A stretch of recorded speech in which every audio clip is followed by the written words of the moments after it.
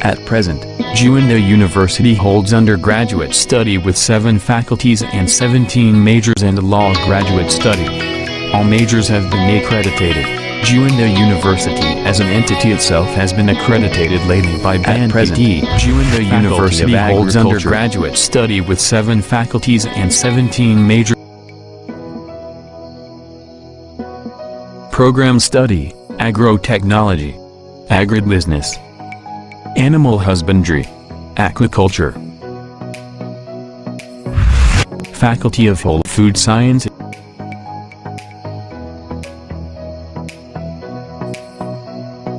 Program study, Food Technology, Agro-Industrial Technology.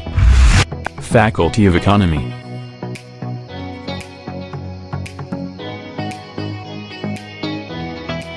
Program study, Management, Accounting. Faculty of Social and Political Science.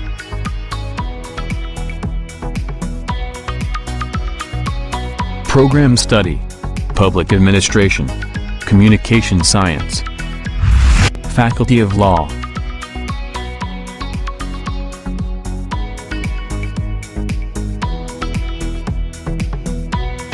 Program study, Law. Faculty of Islamic Economy.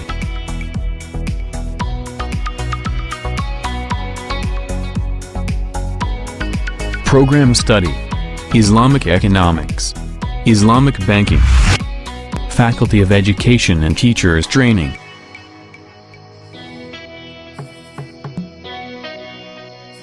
Program study, Elementary Education, Islamic Education Management, Arabic Education. Graduate School.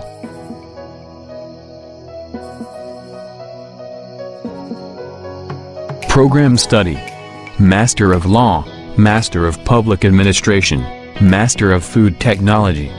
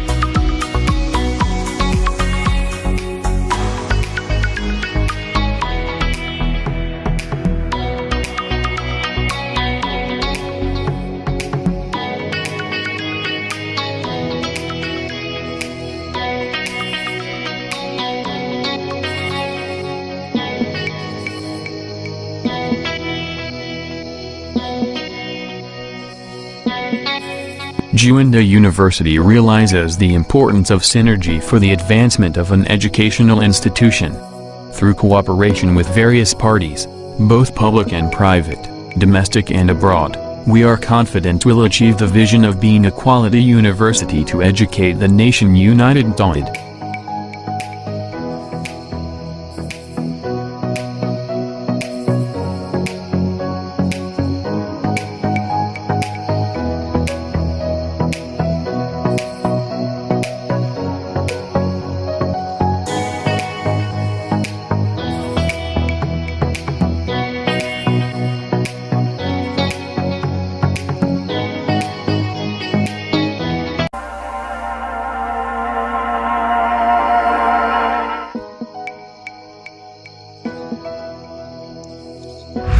Indonesia is a unitary country consisting of 34 provinces with a central government in West Java. Bogor City is part of the West Java region, which has an area of 59 km south of the capital city of Jakarta. With a cool climate and weather, Bogor was chosen as one of the main destinations for domestic and foreign tourists to take a vacation.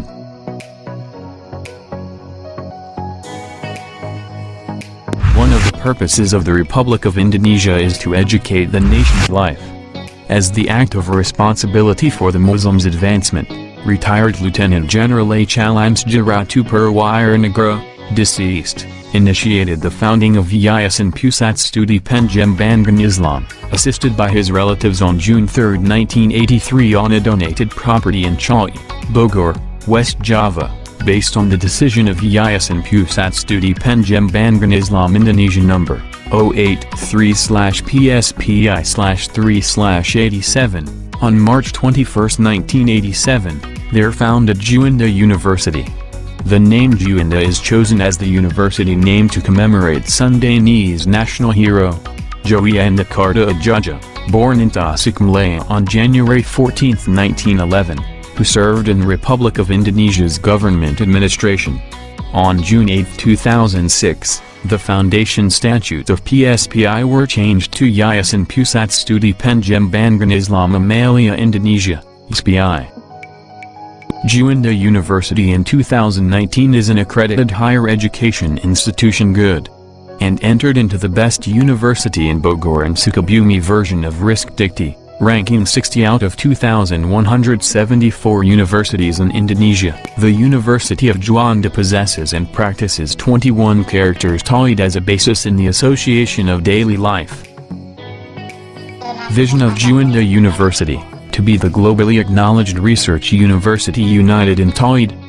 Mission of Juanda University: to hold high quality and modern Pangkat Dharma of university in education, research, community service, professionalism and Tauhid integration to create graduates with intellectual, spiritual, emotional and social intelligent, competent, having entrepreneurial spirits, beneficial to society and the nation, and become Rahmatan lil Alamin. Juanda University runs a university consisting of Pangkat Dharma, education and teaching, research, community empowerment, professionality and Tauhid.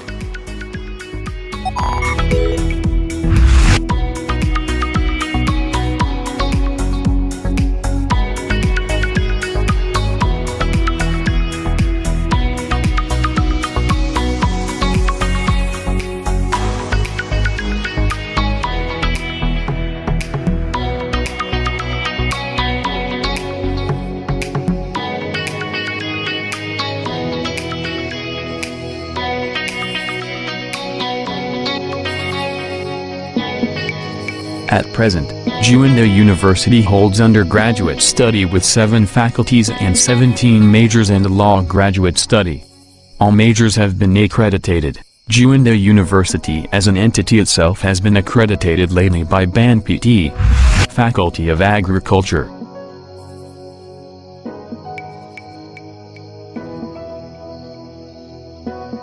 Program Study, Agrotechnology, Agribusiness, Animal Husbandry.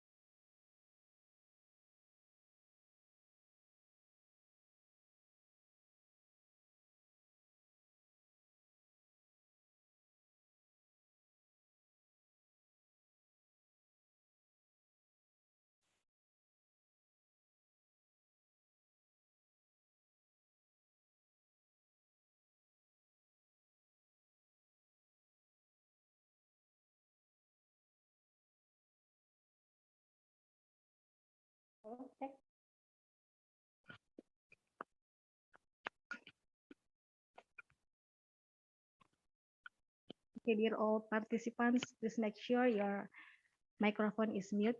We are about to start the seminar.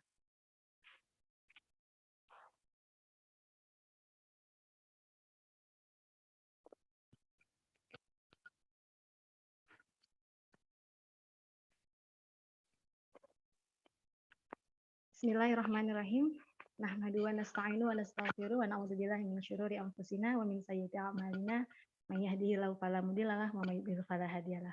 Asyhadu an la ilaha illallah wahdahu la syarikalah wa asyhadu anna Muhammadan abduhu wa rasuluh la nabiyya ba'dah. Rabbi shrah li sadri wa yassir li amri wahlul 'uqdatam min lisani yafqahu qawli. Amin ya rabbal alamin.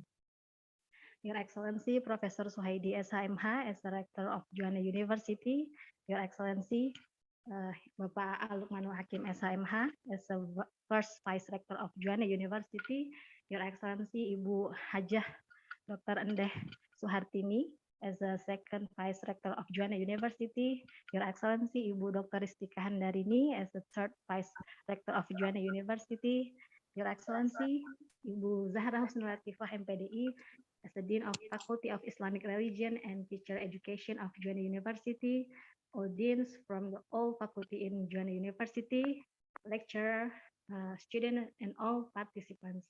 And we are proud to announce you that we have two great speakers here. Your Excellency Associate Professor Dr. Tengku Faikah binti Tengku Arifin from University Utara Malaysia. Welcome to Juanda University virtually, Ibu. And also Your Excellency Associate Professor Dr. Rasmita Dila STMPD from Juanda University.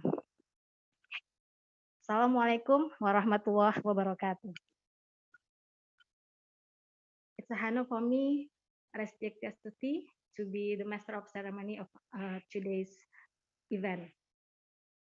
Ladies and gentlemen, we are also welcoming so many participants from Indonesia and from other countries. Welcome from the participant from University Utara Malaysia, University Pendidikan Sultan Idris Malaysia, USM Pulau Pinang Malaysia, SM Imtiaz Terengganu, SK Paya Kemunting Jitra, IAIN Salatiga, IAIN Batu Sangkar, Institut Agama Islam Tasikmalaya, and many others participants that we cannot mention one by one. First of all, gratitude and thanks for the blessing that we are received today, so we can together here virtually to attend the seminar, the very attractive and very interesting seminar.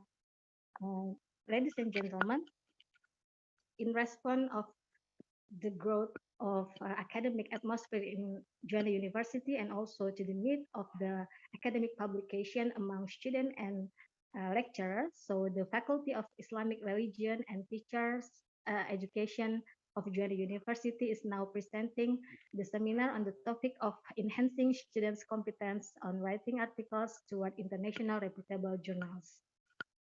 Before we start the seminar, so first of all, let me sing the national anthem of Indonesia Raya.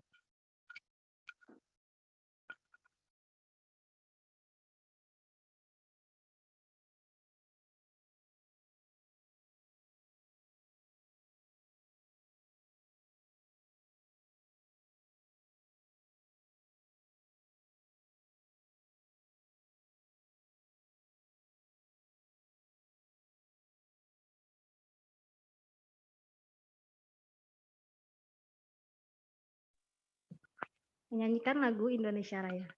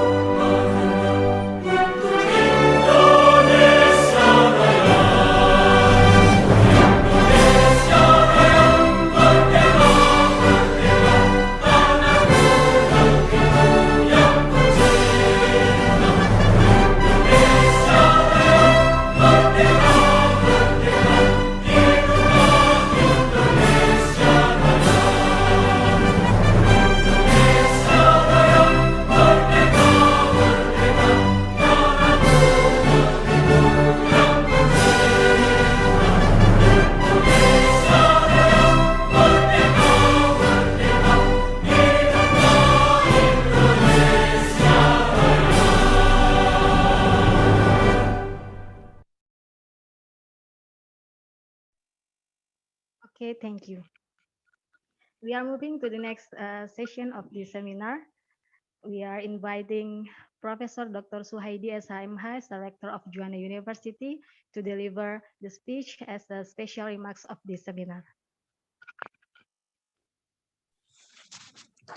Thank you for moderator. Bismillahirrahmanirrahim. Assalamualaikum warahmatullahi wabarakatuh. Waalaikumsalam warahmatullahi wabarakatuh. Alhamdulillahirabbil alamin. Wassalatu wassalamu ala asrafil anbiya'i wal mursalin wa ala alihi washabihi ajmain.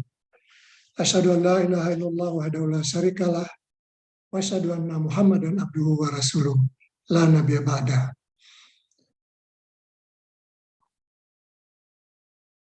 Amma ba'du.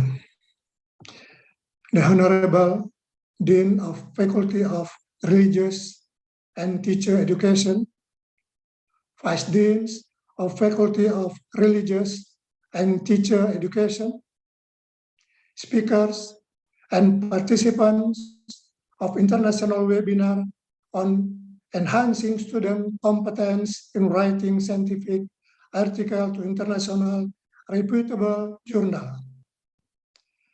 Praise the gratitude we convey to Allah Subhanahu wa Ta'ala, God Almighty, who make us able to be present the international webinar on enhancing student competence in writing scientific article to international reputable journal, hosted by the Faculty of Religious and Teacher Education, Juanda University, Bogor. Speakers, committee, and participants of the international webinar. The international webinar on enhancing student competence in writing scientific articles to international reputable journal as an activity that must be activated in the Juanda University, Bogor, including the Faculty of Religious and Teacher Education, Juanda University, Bogor. As we know, Juanda University, Bogor has a vision to become a research university that is united in Tauhid and recognized by the world. As long as this vision, Juanda University has a mission to organize quality and modern Panca Dharma of high education, namely education, research, quality and modern Panca Dharma of high education, namely education, research, community service, professionalism, and Tauhid, to encourage the realization of graduates who are intelligent, intellectually, spiritually, emotionally, socially, competently,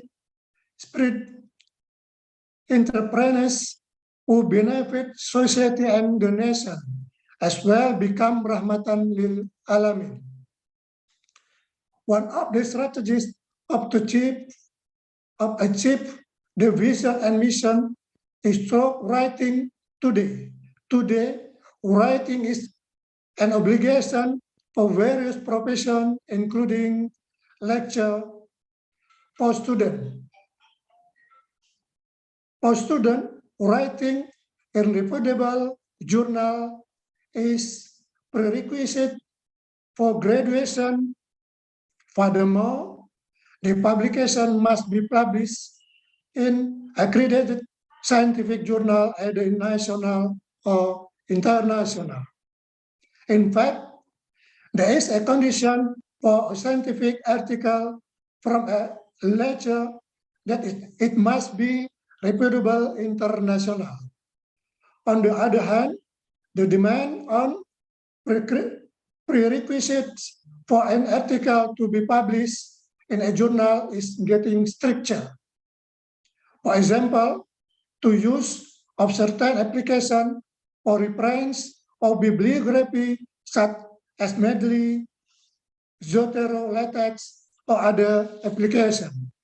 Therefore, writing articles in journal requires competence that move dynamically along with the development of science and technology. The Indonesian government continues to encourage lecture to research and produce international publication.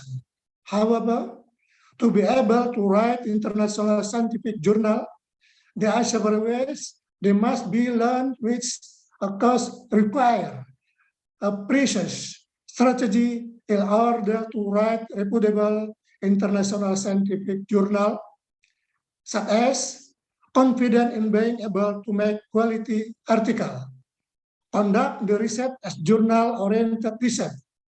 The data used must comply with international publication standard, quality and quantity, using the template provided by the journal editor and use of English that is understood by native speakers.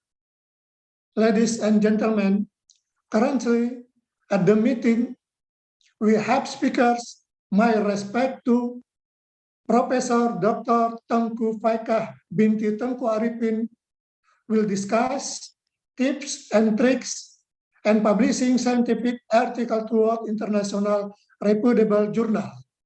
Number 2, Dr. Rasmi Tadila, STMPD, will discuss developing skill and writing scientific article toward international journal.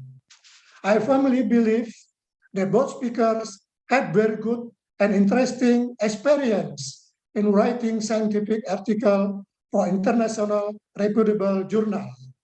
As consequences, the goal of this event will be achieved, namely the build self-confidence for everyone undertaking the webinar on writing scientific and valuable article in international reputable journal. Finally, by saying Bismillahirrahmanirrahim, I officially open the international webinar on enhancing student competence in writing scientific article to international reputable journal hosted by the Faculty of Religious and Teacher Education, Juanda University, Bogor. Welcome to webinar. May Allah Subhanahu wa Ta'ala, God Almighty, always provide best way and bless all our event. Wallahu yaqulul haq wa huwa yahdis sabil. Wassalamualaikum warahmatullahi wabarakatuh. Waalaikumsalam warahmatullahi wabarakatuh. Thank you for the warm speech, Prof. Suhaidi, our rector in Juanda University. We hope you always be in good condition and good health. Ladies and gentlemen, we are moving to the main part of the seminar. We have a very interesting discussion, and this discussion will be guided by a moderator, a very charming moderator. She is our proud lecturer in Juanda University, and also she is a student in doctoral education in Jakarta State University. We are welcoming Ms. Mega Febrianisa, MPD. Hello, Ms. Mega. Hi, Ms. Rasti. Assalamualaikum. Welcome. I'm good, thank you. Okay. We are very pleased to have you here as a moderator. Yeah? So, Okay, inshallah. Okay, thank you for the host. Assalamualaikum warahmatullahi wabarakatuh.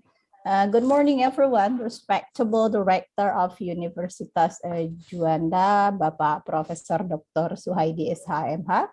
The Honorable, the Dean of the Faculty of Islamic Religion and Teacher Education, Ibu Zahra Husnul Latifah, MPD. The Honorable all lecturers of the various departments of Juanda University and all students as a participant of this seminar. Good morning, everyone. Okay. Ladies and gentlemen, I'm Mega Febrianisa, the moderator of today's seminar, and I'm glad to see you here. And I would like to say welcome for all the participants in the seminar, Enhancing Students' Competence on Writing Scientific Article Towards International Reputable Journal. Okay.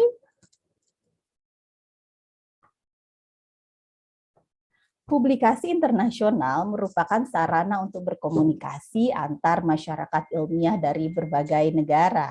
Hasil riset di Indonesia akan memberikan manfaat lebih luas setelah dipublikasikan dalam skop yang bukan hanya nasional tapi juga internasional. Akan tetapi untuk menembus publikasi internasional ini tentu kita memerlukan upaya-upaya yang strategis dan cerdas. Because of that, we are delighted to come with our two speakers today, and I would like to start our seminar today pakai baju dengan peniti, penitinya baru dari besi. Mari siapkan diri dan hati, izin memulai webinar hari ini. Okay, let's come to our first speaker today, Ibu Associate Professor Dr. Tengku Faikah Tengku Arifin. Assalamualaikum, Ibu. Waalaikumsalam warahmatullahi wabarakatuh.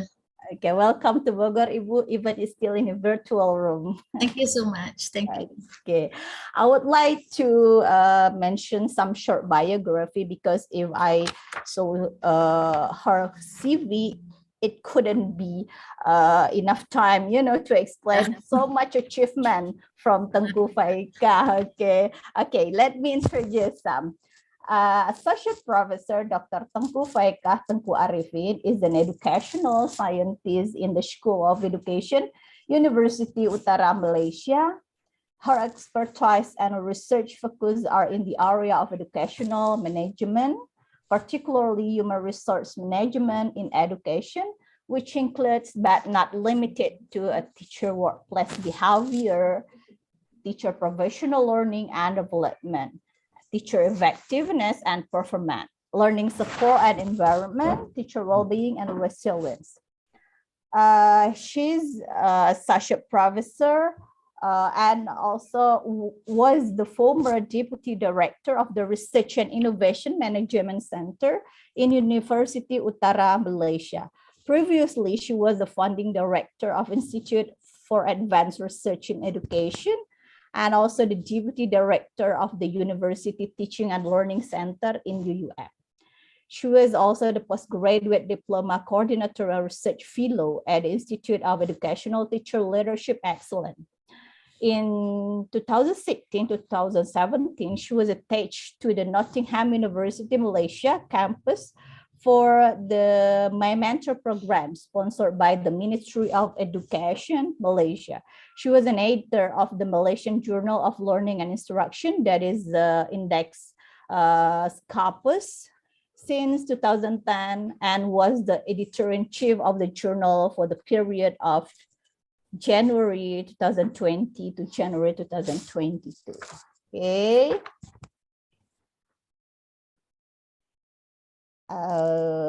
And then please welcome, I would like to say so much about Ibu Associate Professor Dr. Tengku Faikah. Time is yours, please.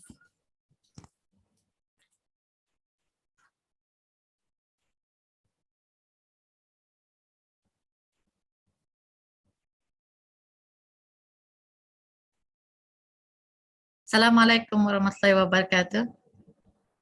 Waalaikumsalam warahmatullahi wabarakatuh. To the Honorable Rector of Juanda University, Professor Dr. Sahaidi, to the Dean of Faculty of Islamic Religion and Teacher Education, and also the Deans of other faculties in Juanda University, my fellow academic from Juanda University and perhaps from other universities too in Indonesia and also in Malaysia. And last but not least, to all the students, postgraduate students and undergraduate students from Indonesia and Malaysia. Assalamualaikum warahmatullahi wabarakatuh again, and good morning to everyone. This morning, I am so honored and so grateful to be invited to this webinar. And I would like to express my gratitude, especially in the middle of Ramadan. May Allah bless us, for having this event of knowledge, ilmu. Okay, so hopefully we will get some benefits from it. inshallah. Now, I will try to share with you some knowledge and perhaps skills too with regard to publishing based on my own experience and especially the experience of being an editor in MJLI.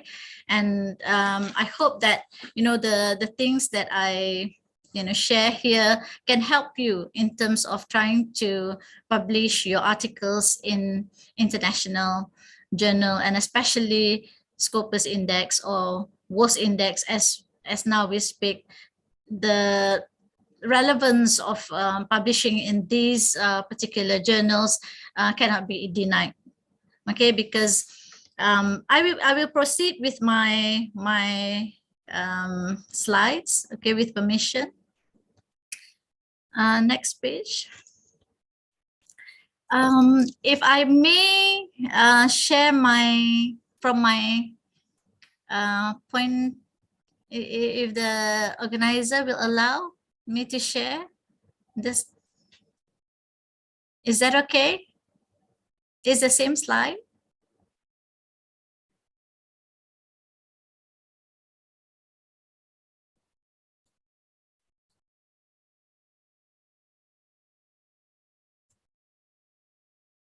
Can I share the screen now? Sure. Okay, all right. Thank you. Okay, I feel more comfortable with this because I can go based on my pace. But you all can stop me at any point of time if you feel like you want to ask anything. Okay, so this is, the title is Tips and Tricks. Okay, Tips and Tricks on Publishing Scientific Articles in Reputable International Journals. Now, there is actually not so much of tricks. I think all of us know that it is not easy to publish in reputable journals. We can give some tips, but at the end of the day, it is the effort that counts, the effort that you show. But perhaps some of the things that I will highlight here will help you to be more wary about the things that you need to focus on when you try to submit your articles to the international journals. All right, but I would like to begin with this. It doesn't matter whether you think it is fair or not fair. If you're an academic and also now if you're a student, okay, your publication record will have some crucial impact on your career or your studies. Okay, so especially for postgraduate students, I think you all are aware that now it is like almost all universities are making it a compulsory for postgraduate students to publish in Scopus or WOS Index journals. So whether or not you think it's fair, you need to proceed with trying your best to try to come up with a good article. Now, I will try as much as possible to cover all these topics: how to choose the right journal, and how to avoid predatory journals, and then what matters most when you want to submit an article to a journal, when you prepare the article specifically. And then finally, how can you address the reviewers' comments? Okay, because sometimes you may already have, submitted to a journal, but then you get some comments. How are you going to address it? Now, moving on to the first topic, how to choose the right journal. Now, when you want to choose a journal, you have to, try to explore some of the journals which is suitable for your paper. Most of the times, some people begin with writing up the paper first and then only proceed to wanting to find the right journal for the article. But in some other instances, some authors would like to choose the journal first and then try to cater the article to that particular journal. Either way, you can work either way. Okay, either way, I wouldn't say that one is better than the other. It depends on how you work. Some people may also start drafting the paper, and then at the middle of it, he or she would already try to find a good journal and then along the way, we'll try to fine tune the article based on the journal's scope and some criteria that I will be mentioning here. Okay, these are the few things that you need to consider when you want to publish in a journal. First, you look at the journal publisher, editors, and authors, because this is related to what I'm going to touch about afterwards. That is the predatory journal. We heard about predatory journals. We don't want to be publishing our work in predatory journals because it will tarnish your reputation and also your the effort that you have already put in coming up with the paper is something that you don't want to go to waste. So that's why it is important for you to pick the right publisher. Okay, look at the editors, look at the list of editors, and look at the authors who have submitted to the journal. That is one thing for you to give a cue that, okay, that is a good journal. Highly, recognized publishing companies like Sage or maybe Elsevier. Those are the, you need not worry about it. But for publishing companies which are, like, I wouldn't say a scammer, but which are more profit oriented. Okay, you need to be careful about these publishers because they are profit oriented, so they will only be thinking about publishing as much articles as possible without carefully thinking about the quality of the journal. So you don't want to publish in those kind of journals because at the end of the day, you may worry about, the journal might be withdrawn from the list of Scopus or WOS. Okay, now when you look at the editors, you can also get some ideas whether the journal is a good journal or not. Because if the editors are in the particular field that the journal claim it to be, so most likely the journal is a good journal. Okay, you also may want to look at the authors. Sometimes you may want to publish in a good journal. For example, you may want to challenge yourself. Like if let's say you have some gurus that you think that you respect so much, and you know that this particular professor have been publishing in this particular journal, you may also want to publish in that journal because you feel proud to be attached to the same journal as that particular prolific author is also sending to. Okay, so that could give you some motivation to publish in the journal.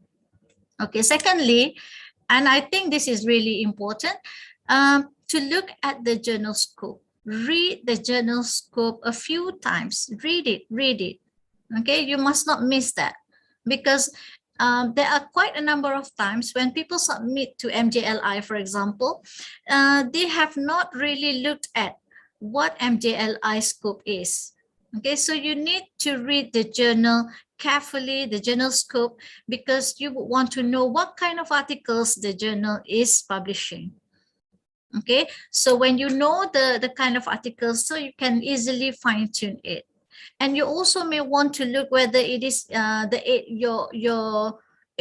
area that you would want to publish in. I mean, like sometimes you get journals who publish in almost everything. Okay, like maybe social science or wide social science, or it depends also on the paper that you are writing and the function that you want it to be in. Okay, because say for example, you want to go with the mass, you want to be able to disseminate your paper to larger group of people, not only people in the specific area that you're in. Okay, perhaps you can send to social sciences. Okay, but if you think that your paper belongs to a more specific domain and you want people in your area to really appreciate what you write, okay, what your research is about, then you go to something more specific. All right, but most likely you need to read carefully whether the particular journal is accepting that kind of paper. And another thing is the type of paper that you are writing. there are people who write content-based, concept-based papers, but there are also people who write research-based papers. Okay, these two papers, although they are considered as scientific, kind of writing. For example, for concept papers, you're talking about the particular variables that you are interested in, and you're looking at some of the articles or the previous researchers, what they are looking at in particular to these variables. But you need to also know whether the journal is accepting concept papers. Okay, if they don't accept concept papers, then you need to find a journal that does. All right. Okay, readership. I think I've mentioned a bit about that, whether you want to reach a certain group of people. So you need to look at the readership of the journal. Who are the potential readers of the journal? Are they the same readers of your particular article? Okay, so you need to question that. And then in terms of indexing and impact factor, some of you may want to start, by, if let's say, for example, you're an amateur writer, you may want to start with something, like a Q3 or Q2. And then if as you become more mature writers, you may want to penetrate to Q1 journals. So that's how you work it. Or maybe if you want to test water, like for example, you want to know whether, you can actually try to go for Q1 first, and then see whether, that particular article that you're sending in have reached the benchmark. Okay, with the comments that you get from the editors or the reviewers, you can now, know that, okay, these are the standards that they're looking for. So you can set a target. Okay, and types of articles. Okay, yeah, this is like connected to journal scope just now. Like I said, if let's say now people like to send papers based on bibliometric or SLR. Okay, systematic literature review. Okay, so if you find that particular journal is accepting that kind of papers, then you can send. Otherwise, you may have to find other journals. If you're not sure, you can also contact the editors. Okay, or you can read the previous articles. Then from there you get to know what kind of articles that the journal like to publish. And another thing is, let's say, for example, you notice that a certain journal like to publish qualitative, based research. But there are also journals who like to publish quantitative based, or maybe a mixture. So you need to also study what kind of articles that this particular journal like to publish. Okay, so that means you need to study the journal first before you actually send your article. Otherwise, you'll be wasting your time, because most likely the particular journal will reject your submission. Okay, and then when you look at the submission process, you need to look at how it is like, the system that they're using, the review process, how long does it take, for example. Okay, but maybe for Q1 journals or Q2 journals, maybe you need not target that is going to be a short-term kind of like publishing process. You need to expect that it could be longer than usual. So if, let's say, you are in a hurry to publish, perhaps Q1 may not be something that you would want to send to. You see, it also depends on our targeted date of publishing, or not really date, time of publishing. Sometimes we may have luxury of time. For example, you already have published a lot this year. You may want to publish next year. So that's why you send into a good Q1 journal, and regardless of whether or not the process will be long, you can wait. That means you have the time. Okay, international or local here means like sometimes we have like reputable journals, but local ones. I'm not going to say that local journals are of substandard. compared to international journal. It also depends on who you're going to disseminate your research to. Sometimes if, like, let's say, for example, the paper that you are sending in is more, based on, something that you're going to, I would say, suggest for local policy. Perhaps it be better belong to the local journals. And local journals can also be good ones, quality journals, especially those from the universities. I didn't mention just now publishers, not only, publishers like Sage, Elsevier, or there are also good publishers. If you look at good universities, they are normally good publishers too. Okay, so if you know that the university is a good one, and then the particular journal is being published by the university, that is also one avenue that you can consider. All right. My next slide is about the predatory journals. I put here as beware of predatory journals. Now, these are some of the criteria of predatory journals. Sometimes people came to me and asked whether or not a particular journal is a predatory journal. I wouldn't have the answer, but as authors, we need to be responsible enough to look at these criteria and try to steer away from this kind of journals. Okay, for journals which are open access and require fee, but I'm making a stress here that not all open access and those require fee are of predatory journals. Like, for example, MJLI, it is also open access and it requires a certain fee for submission and also upon acceptance, but it is definitely not a predatory journal because it is published by the university, and so far it's been there in Scopus for quite some time.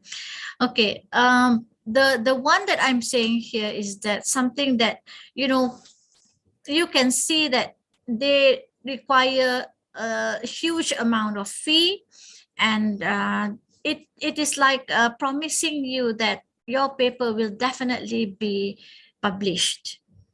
Okay, so you need to be wary about this, because when once they say that, just pay us this amount of fee and we'll make sure that your paper will be published, then it gives you some idea that this might be a predatory journal.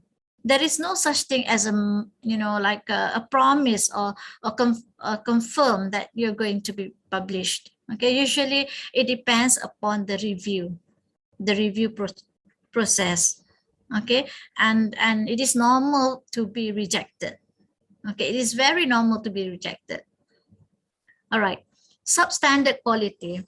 Now, if you look at some of the articles in the journal, perhaps you yourself may notice that some of the articles are not of that good quality, but instead, despite that, it is still being published in that particular journal. So you must have some questions in your mind that, probably this is not a good journal because it does not publish good quality articles.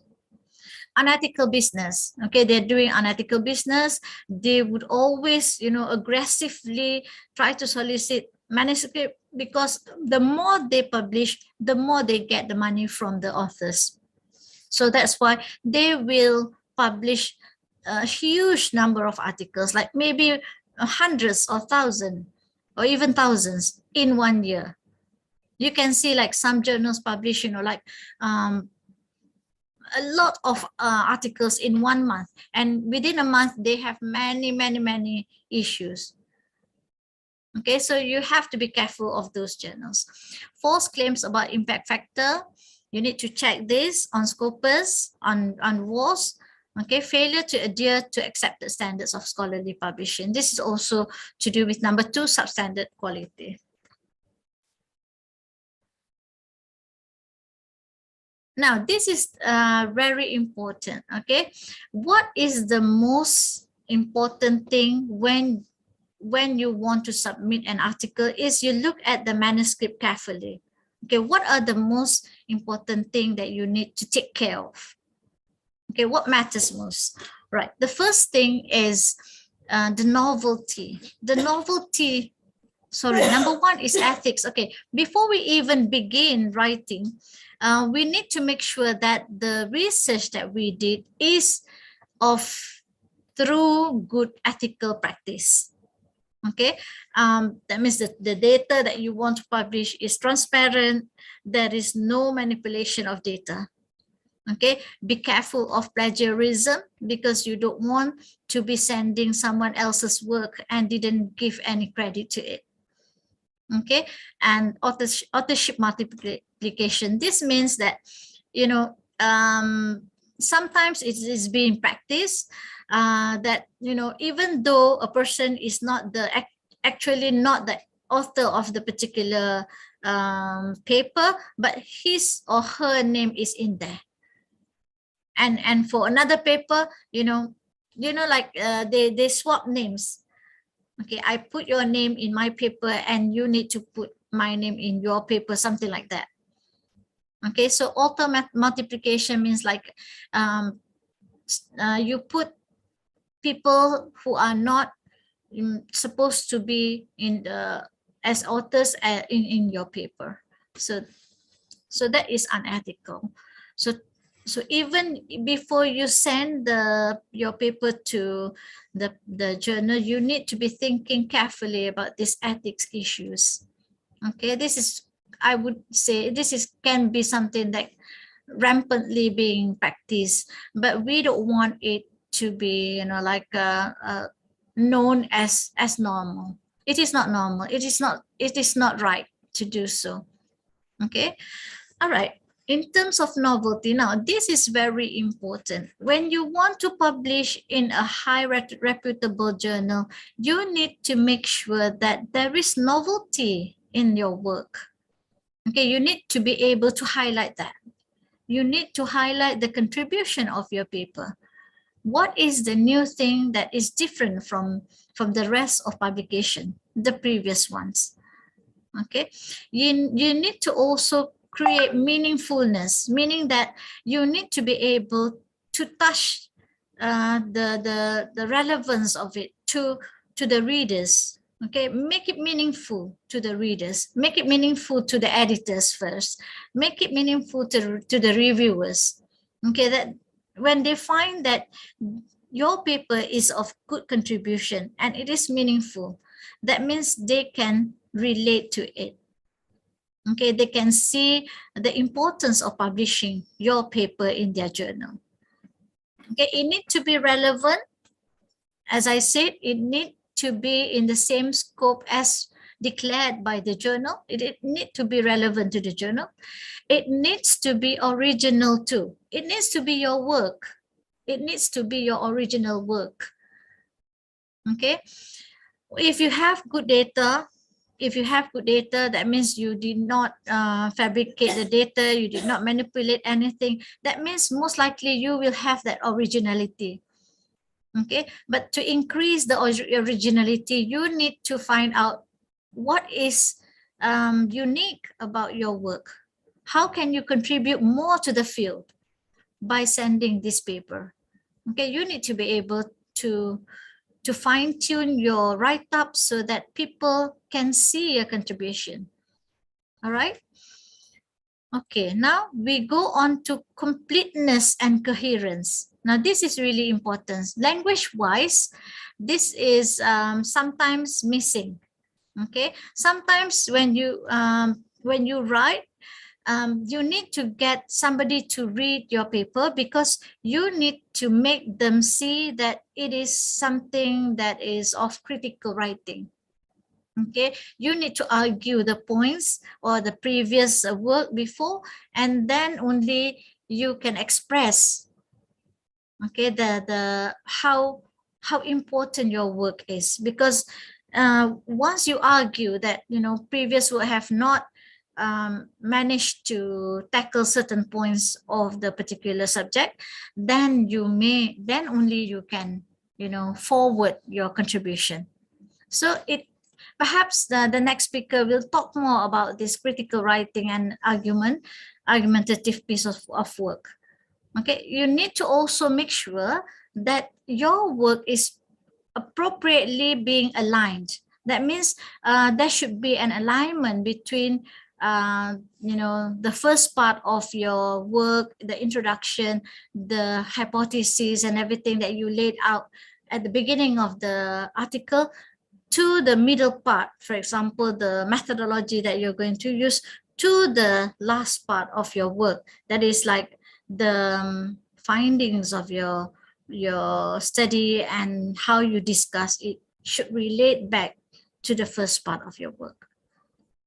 Okay, so it needs to be in proper alignment. This is important because sometimes we find that, when you, for example, students pick a certain part of their thesis, for example, you've been doing your research and then you have your research report, and then you want to publish only a certain part of your work in the journal. So you take the first two hypotheses, for example, you have the rest another two hypotheses. So the first two hypotheses will be published in journal A, and the next two hypotheses will be in journal B.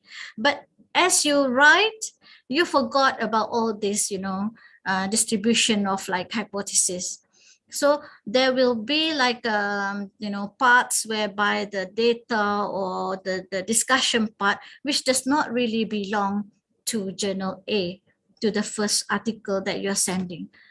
You see, so make sure that the writing is being properly aligned before you submit. Okay, provide sufficient literature. That means you need to make sure that whatever argument that you have laid in the particular article is supported by literature. Okay, sometimes you may find that, I found that, even my students are also doing at the beginning of their, maybe the first draft of their papers, that there are some paragraphs without any citations. Okay, make sure that all the paragraphs, because in academic writing or in scientific writing, the paragraphs are always, sharp. They should be supported by certain literature. You cannot leave it so loose like that. So you need to make sure that the paragraphs are properly aligned. Okay, and they are being supported with sufficient literature.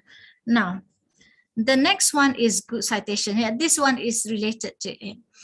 Okay, so another thing that is very glaring in papers that being submitted to journals is that the currency of the citations. Good citations means that the citations are of recent ones. Okay, you can also include important citations, seminal works of important people in the field, even if they don't publish in the recent years. But if you think that it is important, yes, of course, you can include it. But you also need to support your argument with current literature, because it is to show that your work is still being discussed among the scholars. Okay, that means the topic that you are going to send in, if you fail to produce good citations, current citations, people may have the perception that this topic is already like not being discussed anymore. It's something that is stale. Okay, so you don't want that. You have to give good impression, make them see that this is an important topic. People are discussing, it's a hot topic. Okay, the scholars are still discussing, arguing it. So you also want to be in the trending, kind of like a topic. Okay, so you have to show the readers that this is a good article by giving sufficient literature and give good citations. And finally, the method. Yes, I was telling you just now that there shouldn't be any data fabrication. And at the same time, the method that you use to analyze the data must be strong or robust. That means that, for example, if let's say, for example, you want to penetrate a Q1 and Q2 journal, but you are sending something like a descriptive kind of like findings, okay, that is going to be rejected, of course.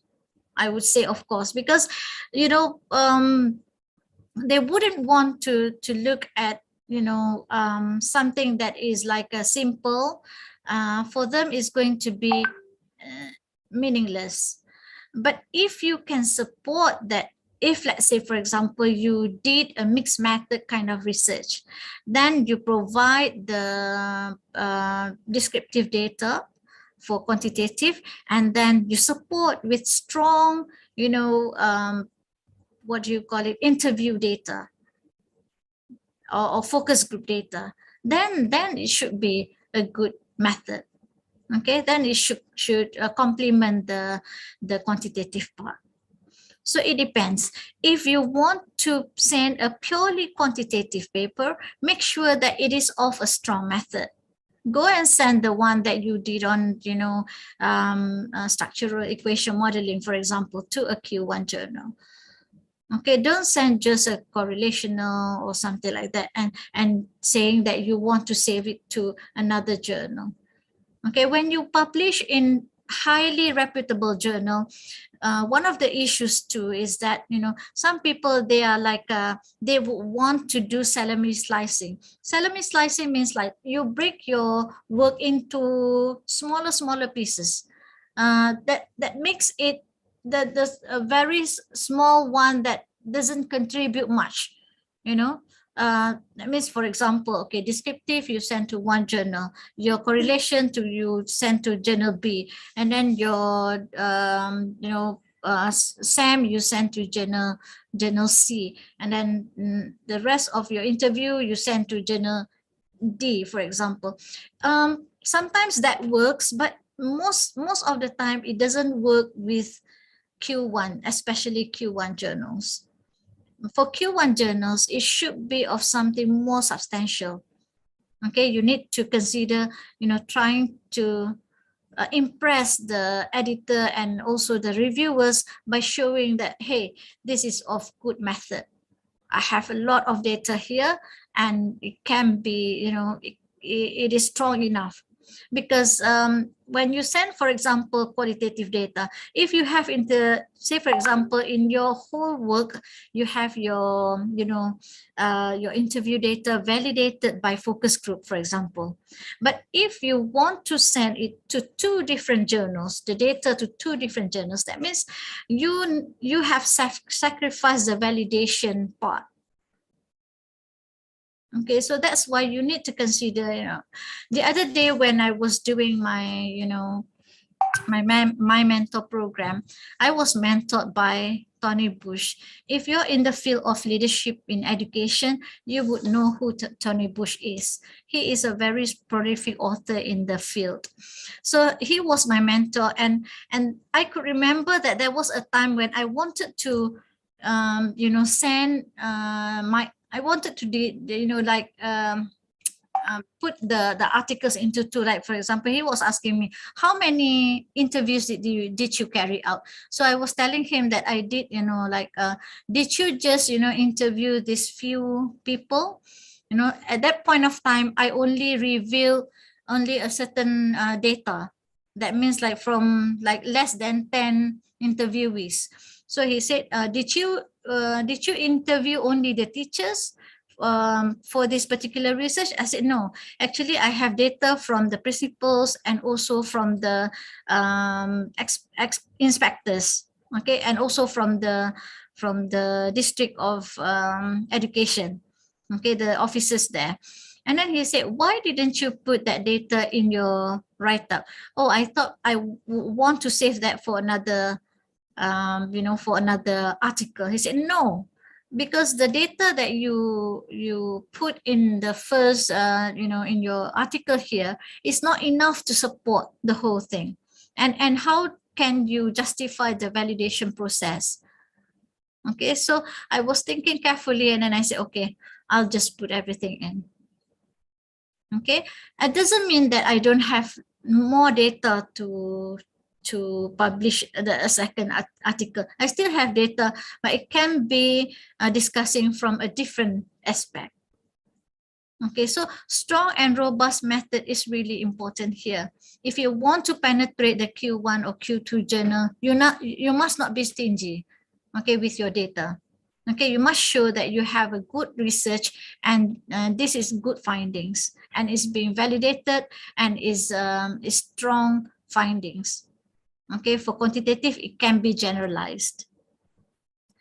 All right. Okay, I think. Okay, coming to novelty here. I want to repeat a bit about novelty. How can you highlight novelty? How can you highlight it? Okay, it is really important for you to highlight the novelty, the contribution of your paper. You need to, even in the abstract, you need to be able to highlight the issue or the gap that you're going to discuss about in the article. Okay, briefly highlight the issue or gap, state the general but concise statement of novelty.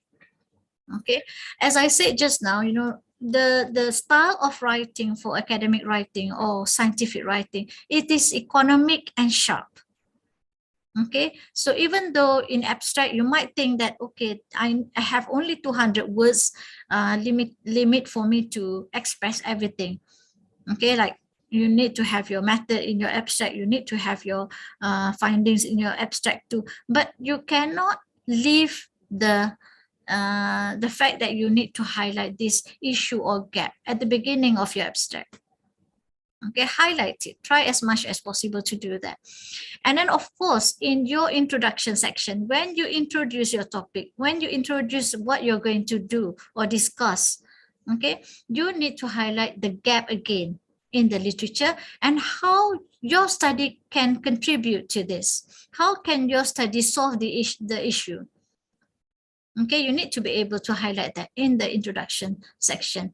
And then again, in when you discuss the findings, you need to again be able to highlight how have your findings compared to the previous findings can address the issue. Okay, how can your findings add values or add knowledge to the particular topic or to the particular area. Okay, and finally, when you conclude, once again, you stress how your work has contributed to the field. Okay, so you see, this is how you highlight the novelty of your work. Otherwise, if it is not explicit enough, people may not think that your work is contributing anything to the field. This is just another, people may think that this is just another paper talking about the same thing that many researchers previously have talked about. All right. I have one example here. For example, you said, but little is known about how many other parts. So you need to be able to play with the language. Okay, but you should not just put a sweeping statement and leave it like that. This paper will try to uncover that. How? By reviewing 359 research and policy documents. So you see, you need to tie it to something that is substantial. Okay, you cannot just leave like, but little is known about how many other parts of the globe have addressed this topic. Now, this research will try to do so. This research is something will contribute to that. No, you need to have this, okay, to support your previous statement. Okay. This is another sample, but this one is the one in the introduction section. Okay. The research reported in this article is not a story of success or failure. The contribution is rather to show how those in Okay, so you purposely highlight the contribution is, okay, what is the contribution of your work? This study is distinctive. Okay, what is unique about your study? And then you put first, second, and third. Okay, so this one is a sample for highlighting your novelty in the introduction section. Okay, I have 2 of that. Okay, and then finally we come to the last topic of my presentation. This is how you address the reviewers' comments. Okay, let's say you have submitted your work, and then after waiting for some time, you receive comments from the reviewers. Okay, you need to be calm enough to expect that there will be comments by reviewers. Even if you are good writers or very mature writers, sometimes you may get, abundant of comments by the reviewers. Okay, so be patient and bear with the lengthy comments. You need to be patient. Okay, you need to put on your learning cap.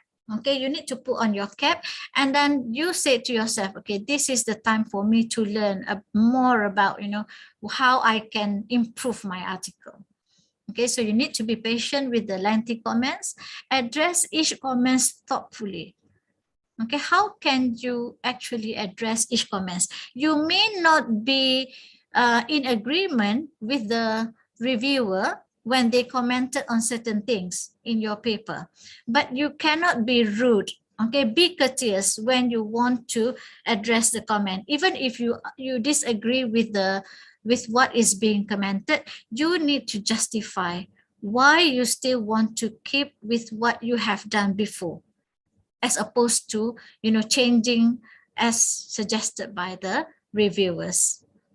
Okay, you must be courteous enough. You cannot be rude, because you must be professional. Okay, in this world of publishing, if you are rude, most likely you will be blacklisted from the journal. Okay, so do not bash the editors and reviewers. If you think that you do not really understand what is meant by the comment or what is being addressed by the reviewers, you can ask. You can write an email telling them that you are not sure about this particular part of the comment. Okay, tell them specifically which part of the comment that you are not sure of, and get them to re-explain to you what it is meant. Okay, what you need to do, for example. Or maybe you can talk to your friends, discuss with your friends, or discuss with your co-authors. Okay, and then try your best to address it. And try to do it quickly enough, okay, by following the allocated time. Okay, sometimes the particular editor or the journal is already excited about publishing your work, but they give some comments because there's still room for a little bit of improvement. But if you as authors do not respond quickly enough, perhaps you will miss the boat. Okay, so they would feel like you're not being serious enough about your work. Okay, get a critical friend to read. Okay, after you have done the review, sit together with your co-authors, or maybe ask your friend to read it and see whether he or she understand what you have stated in your comments. When you do your comments, you need to have like that table of response, how you respond to each and every comment. Okay, so you need to list down all the comments, and then in the next column, you need to address each and every comment, and then state the page number where that particular revision has been made. Okay, if you did, like I said, if you disagree with anything that is being commented, you must justify professionally. Just justify professionally. Okay, they might, misunderstood what you meant. Okay, you also might want to revise your wordings, maybe because people misunderstood what you have said, perhaps because you have used a slightly different word than what it's supposed to mean. Okay, so what you need to do is to try to revise you still need to do something about your work. Revise the paragraph and then justify to them, okay, that you still keep whatever you have stated before, and then you have made some revisions so that it becomes clearer.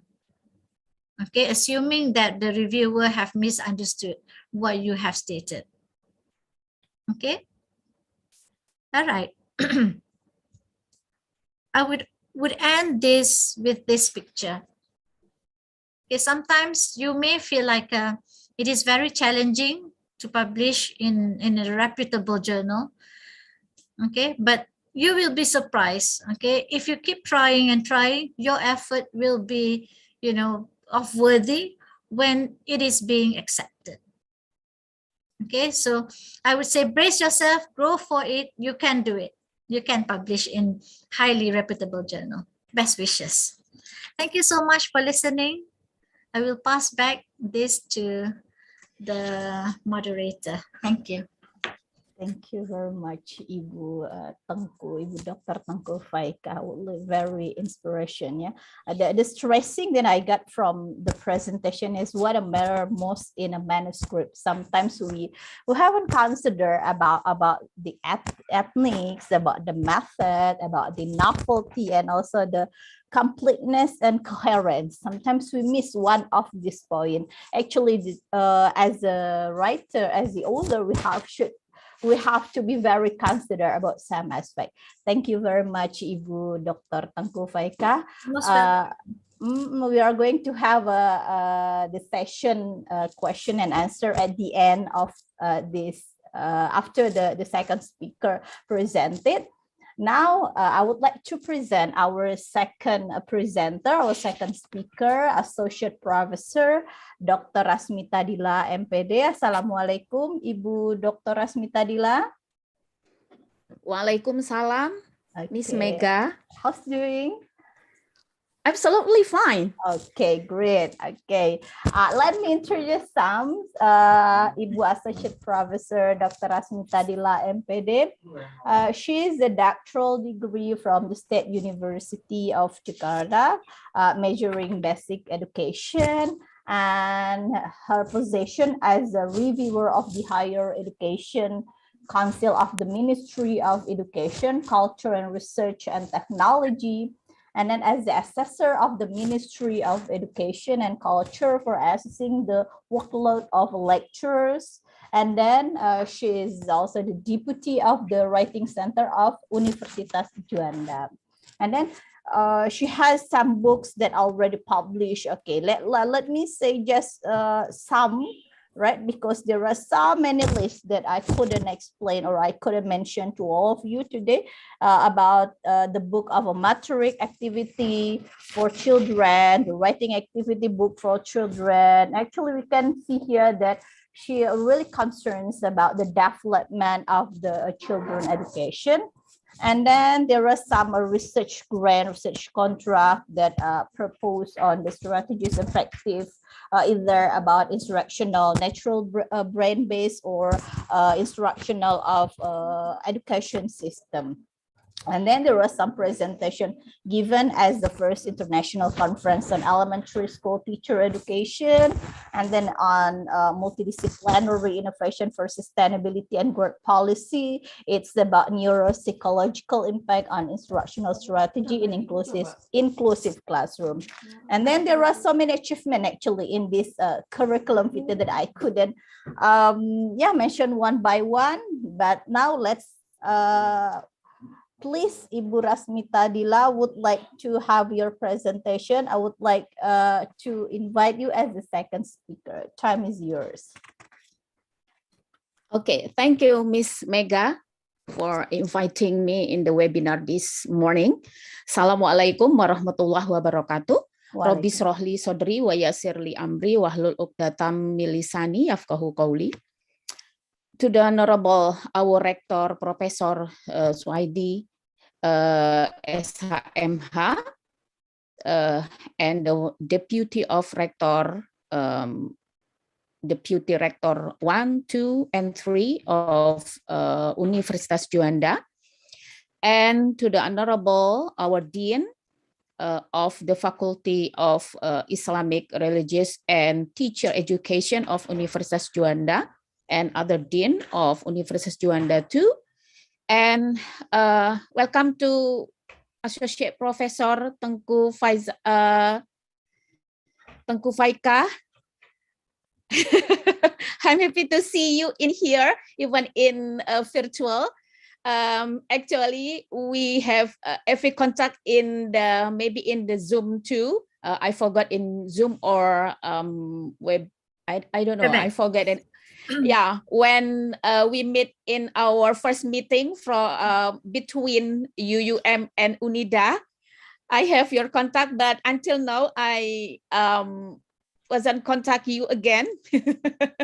I hope that we can join for the other webinar maybe for the big scope, particular in the publication, maybe for other times, It for will be another my time. pleasure. Yes. Inshallah. Okay, and for all the students or the participants today in the webinar, especially our students here, I'm happy to attend this webinar because this is very interesting and charming title, especially for me. And I know this is a good way or a good part of our academic process, particularly the student, that they have to make an article. And I know it's not easy to write in and submit the paper in the reputable journal, not only for the student, but me too, from my own experiences that, yeah, you know, it's hard when our article is, you know, like declined for our manuscript. Oh, it's so sad for me. For the first time, I'm very, very sad. And oh my God, why my paper declined from the editor? And okay, I don't want to deeply sad. So I have to move to another step. What I have to revise from my manuscript to the next time. And we have to learn from our mistake. And we have to make a good manuscript for in another time. So we can have a good manuscript when we have to submit to a journal. Okay, allow me to share the PPT here with my own device, Miss Mega. Please. Okay.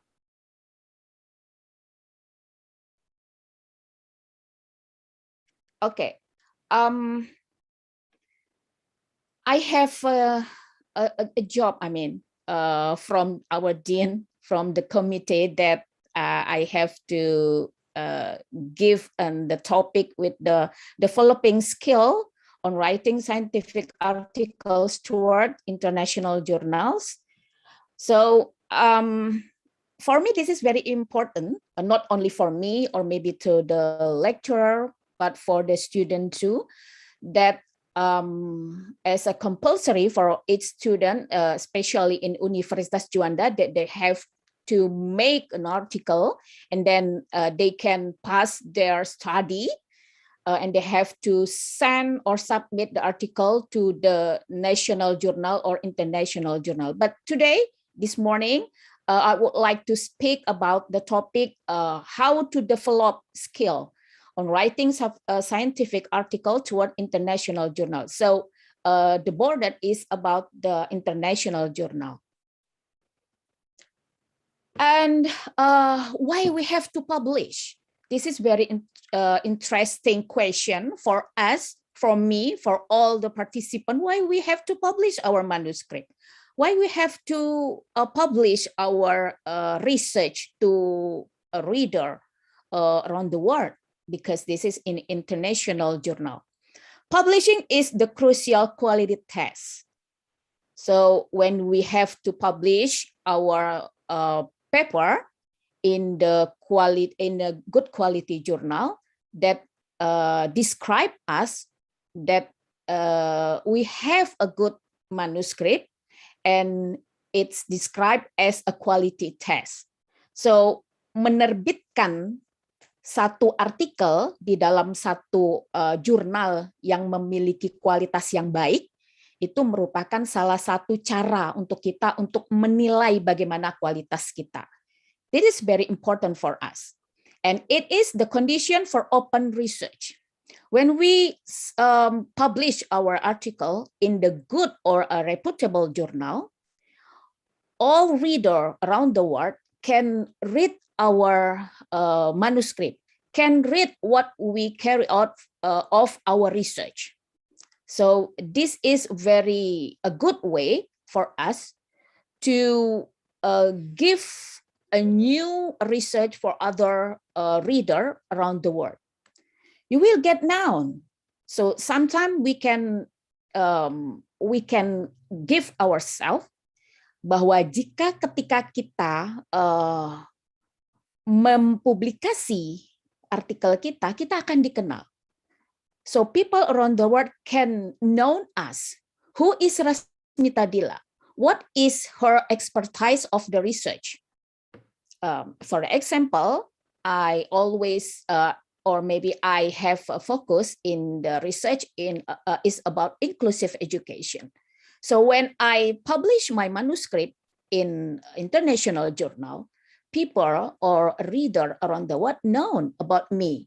So Rasmita Dilla is as a research in inclusive education. So if you don't write or publish your manuscript in the international journal, people don't know who you are. And you meet other researchers and can compare results. Kita bisa bertemu dengan peneliti-peneliti lain di seluruh dunia. Dan setiap orang akan membandingkan what is the new novelty from our research. What is the comparison from the previous research and our research now? What is the novelty? You don't know by knowledge, you can exchange it.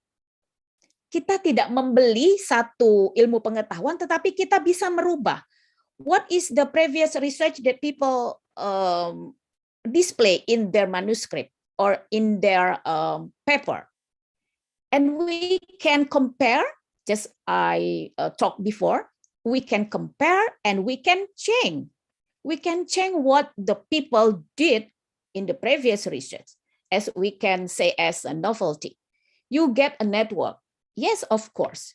When we have a good research and we publish in the good international journal, so people, they can find us, maybe email or maybe another link. They want to share. They can, they maybe can read our research, and then sometime they email us and want to contribute in our research. And sometimes they want us share our research. That's a very interesting way that we can known for the reader around the world. So this is the reason why we have to publish our manuscript. And I continue with the second page, why we have to publish our manuscript. If your research is not published in a journal or a well-known conference, it does not exist. So, anak-anak sekarang mengatakan, kalau kita tidak eksis di TikTok, for example, sometimes people don't know who we are atau who you are. For as academician, if we don't publish our manuscript in the reputable journal or in the well-known conference, so we doesn't exist because we are as academician. So writing is our way that people can know who we are. It must be possible to find it. So I thought before that it's easy to find us as a researcher or as a student that published the manuscript in the good international journal to find what is our research that we did before, or maybe with the manuscript. And the most academic people are evaluated based on impact factors and number of papers. Ini merupakan salah satu indikator. Untuk sekarang, siapa yang dapat mempublikasi artikelnya di dalam satu jurnal, maka salah satu indikatornya adalah para peneliti itu atau para mahasiswa atau para dosen bahkan, jika dia memiliki impact factor yang sangat bagus, terutama dari jurnal-jurnal yang memiliki reputasi yang bagus, like Scopus or maybe WAS, I think it's similar with the Malaysia that one of the indicator, the journal or maybe reputable journal, if we publish our manuscript in the Scopus or WAS, Web of Science, with the maybe a high quartile like a Q1 or Q2 or maybe WAS that have a high impact factor. A number of papers. Number of papers is not only about the, just Prof. Aika told us before that to be careful with the in Indonesia in abal-abal journal or maybe predatory journal. A number of papers here I can explain is the journal with the high reputable journal. So this is one of the indicator that researcher have and academic people are evaluated based on impact factors and number of papers with the high or good international journal, of course. And this is your paper becomes your certificate of expertise. So as I told before, Rasmita Dila is have a focus in research about the inclusive education. When I publish my manuscript, almost all my manuscript in inclusive education topic, so people can justify that I have expertise in the education or inclusive education. So when you publish your manuscript in the international journal with your specific or focus on your research, so people can say that you have expertise of the special topic. So that give you a good credit for your way or maybe for your competency, that you have a good competency in a specific topic. And then we move to what is your vision as an academic? Your vision or reason and purposes for writing. So this is our vision, that reason and purposes for writing. As academic wisdom, publish or perish. Prof. Aika told us that if you have only two choices, publish or perish. Publikasi atau tiarap. Publikasi atau tidak sama sekali sehingga menyebabkan kita tidak ngapa-ngapain dan membinasakan kita. That definition of perish. Real wisdom, without vision, the people will perish. Jadi tanpa ada satu visi, orang-orang akan binasa. Ketika kita tidak mempublikasi, even we have a good research, and then you don't publish your manuscript in the international journal, so you will be perish. Jadi tidak akan ada apa-apanya ketika hasil riset kita itu tidak kita publikasikan di dalam satu jurnal internasional yang baik, yang bereputasi, with the good quality. So remember your vision.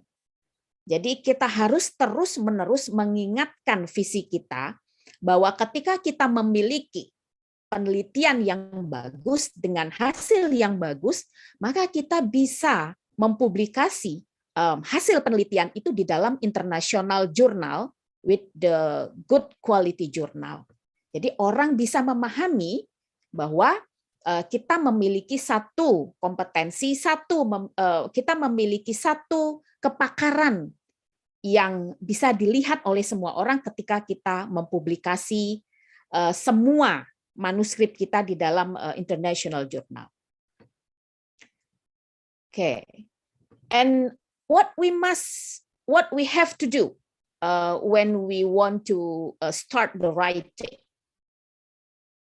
For the first part, from the beginning of the project or the thesis, write, only write.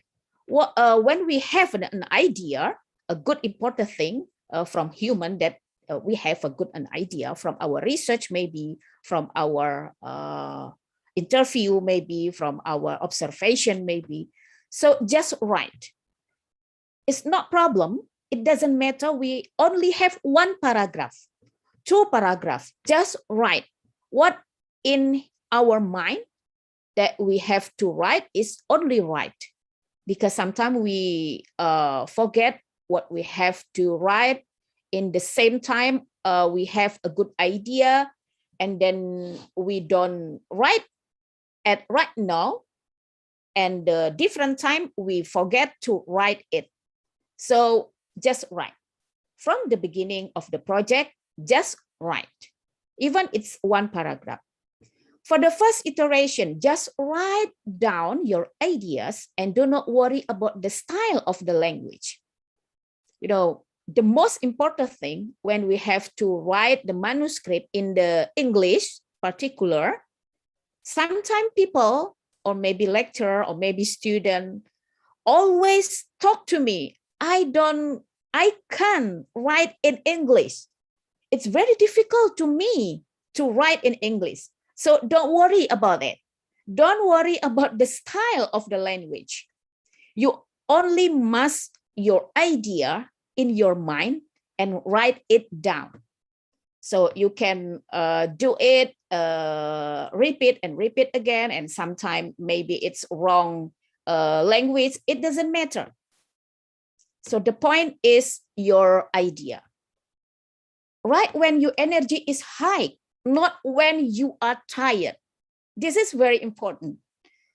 You have to focus. You have to pay attention. You have to spare your time when you have to write your article. You have to prepare your energy in a high focus, in a high time, in the good time, so you can pay attention what you want to write in this time. Not when you are in tired time. Jadi ketika menulis, kita harus dalam posisi yang mood yang bagus, waktunya sudah dipersiapkan, kemudian kita fokus, tidak dalam keadaan yang lelah, tidak dalam keadaan yang lagi banyak masalah. Jadi harus fokus ketika menulis. Harus meluangkan waktu yang benar-benar bisa mengeluarkan ide-ide terbaik kita. So when you spare time with your manuscript, you can have a good manuscript. References: having read a paper, write the reference directly plus your critical review of the papers. So kita bisa kemudian membaca banyak sekali literatur-literatur yang saat ini saya pikir kita dapat banyak sekali mengakses dari berbagai referensi, dari berbagai situs-situs aplikasi, kemudian dari jurnal-jurnal, termasuk MJLI that Prof. Faika told us that open access, especially in the education, we can access all of the manuscript, all of the paper, and then we can just read the paper. And I think it's important for us when we want to submit our manuscript to the one of the journal that we can choose. We can read how to write, what is the scope, how to the style of the language in that journal. So we can learn it. And we have when we want to, what is the style of the format or the template, or this, or maybe the substancy of the content of education, we can learn and find it. What is the novelty? What is the literature review that display in the article or the paper? So this is the step for the first step when we want to writing. For the second step, write quickly. Don't worry about words at this stage. Just ideas. Keep going. Leave gaps if necessary. Jadi ketika kita menulis, that I told before, just write what is the idea in our mind. Jadi jangan terdistrak oleh berbagai macam informasi yang menyebabkan kita tidak fokus. Just focus. Write quickly. Jadi tidak perlu terburu-buru that make your manuscript mess. So ketika kita bisa kemudian menuangkan semua ide-ide kita itu bisa memberikan satu pencerahan kepada kita sehingga manuskrip yang kita buat itu menjadi manuskrip yang bagus. Leave gaps.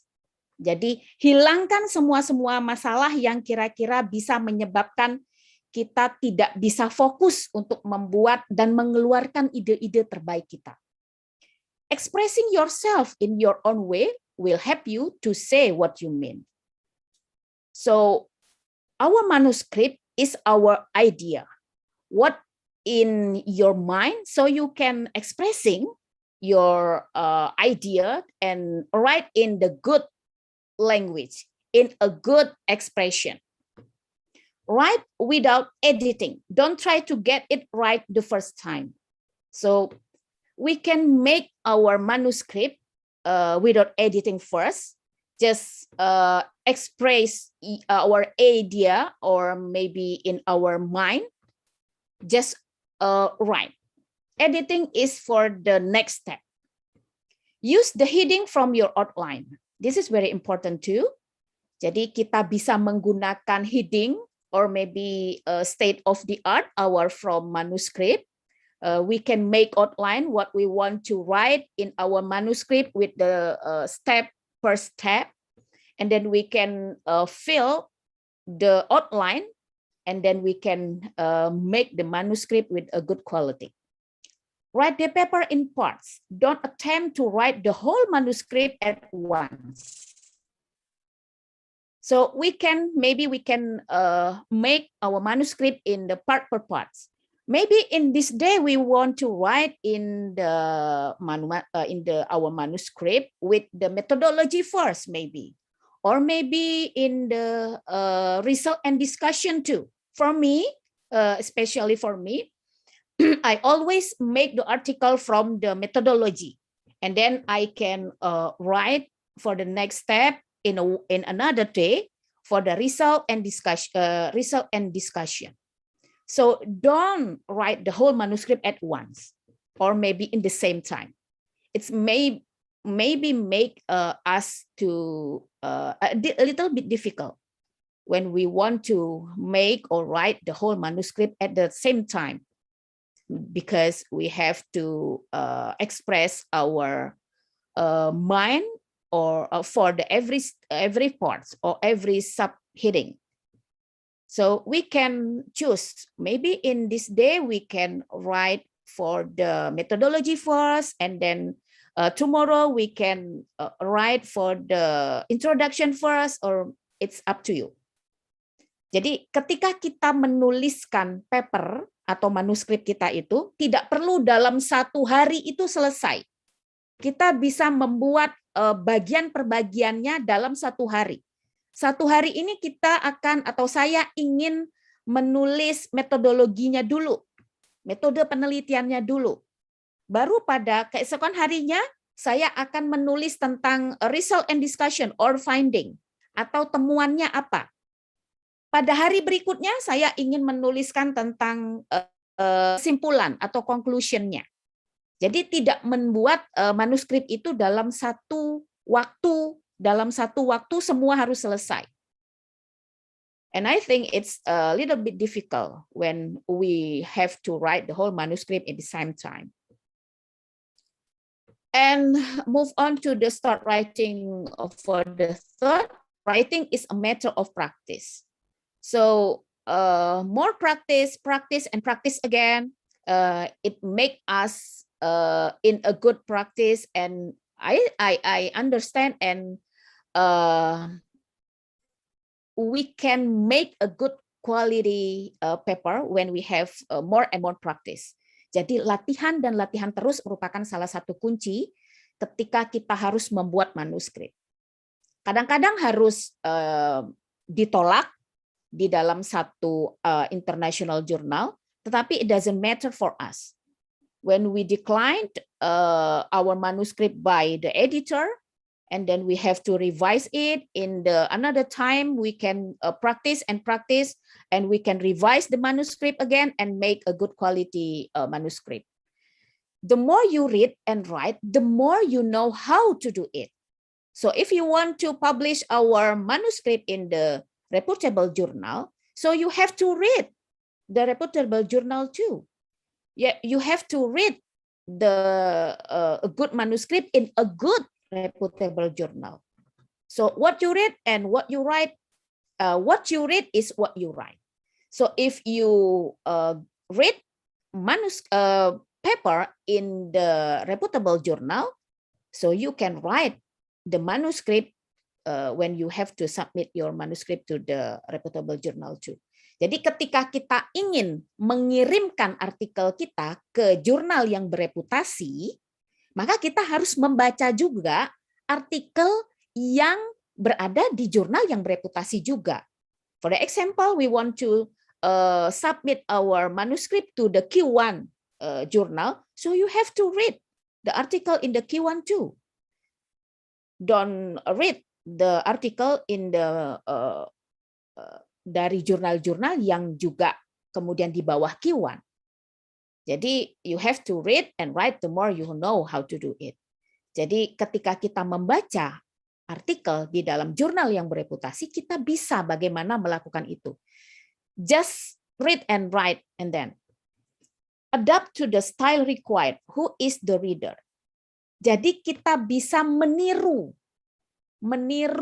paper-paper yang berasal dari jurnal-jurnal yang berkualitas itu.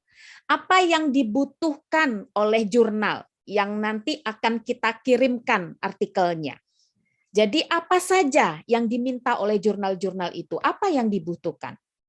Dan kita harus tahu who is the reader. Jadi the reader in the journal is they are as an academician too. So we have to make a scope as an academician with the good manuscript as academician too. Jadi ketika kita membuat artikel, kita tahu bahwa siapa pembaca kita itu. In education, di dalam pendidikan, kita juga harus tahu bahwa pembaca kita itu adalah pembaca yang in the education scope. Jadi berada pada level yang sama. Sehingga kita juga harus membuat satu manuskrip yang berada pada tataran yang juga sama di dalam education scope. Writing helps you to organize your thoughts. So I talked before, what your idea, when you write your idea in the manuscript, so it describe your thoughts. Jadi apa yang kita tuliskan di dalam manuskrip kita itu menggambarkan apa yang kita pikirkan. Ini tentu saja, of course, from the good paper, from the good international journal too.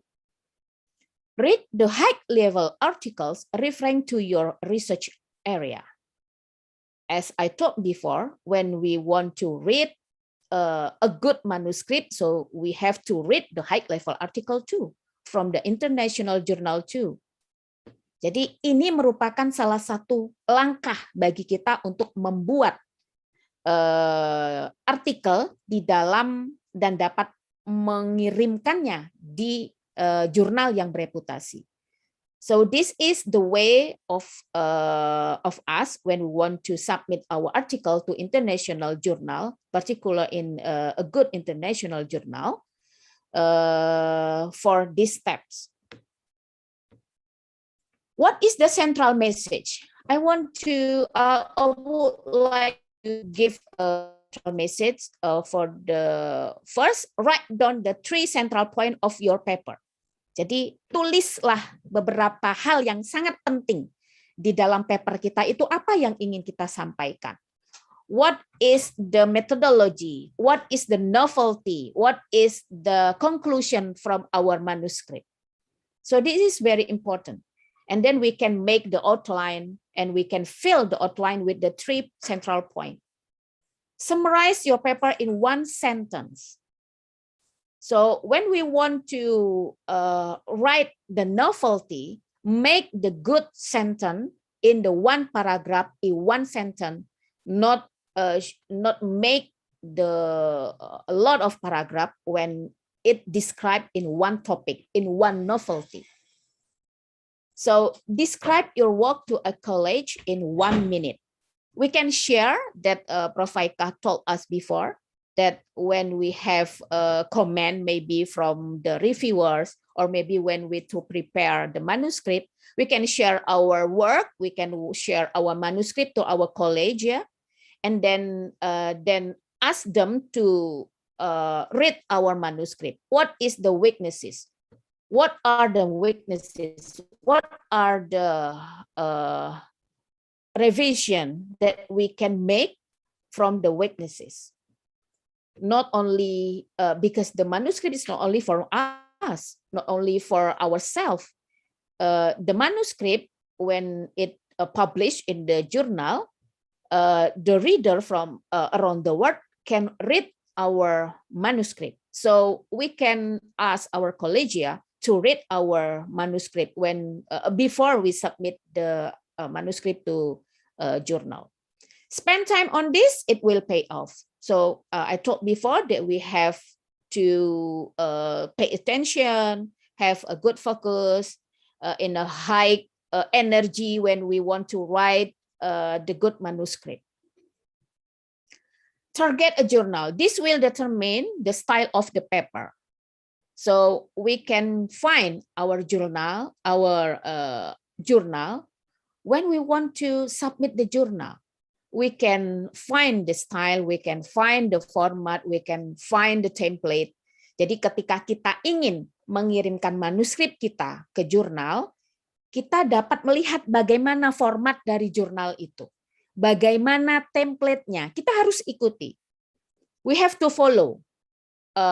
What about the template? What about the format from the journal?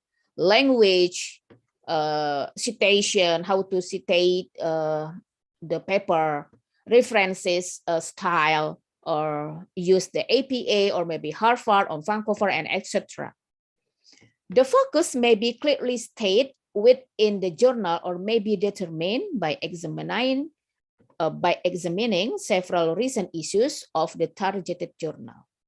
Jadi kita harus fokus bagaimana apa yang ingin kita nyatakan di dalam apa yang telah dinyatakan di dalam jurnal itu. Jadi ini semacam compulsory for us as author that determined by the journal. Jadi beberapa jurnal-jurnal yang sudah kita pilih untuk kemudian nanti bisa kita kirimkan manuskripnya. Nah, ini yang kemudian tadi seperti yang sudah disampaikan oleh Prof. Aika, bahwa ada beberapa cara, ada beberapa hal yang menjadi perhatian kita ketika kita harus menulis artikel di dalam jurnal yang sudah kita pilih, just like a compulsory for us. We have to follow the format, the template, the style of the targeted journal. So this is very important for us when we have to choose the journal or the targeted journal. So this is the last slide for us.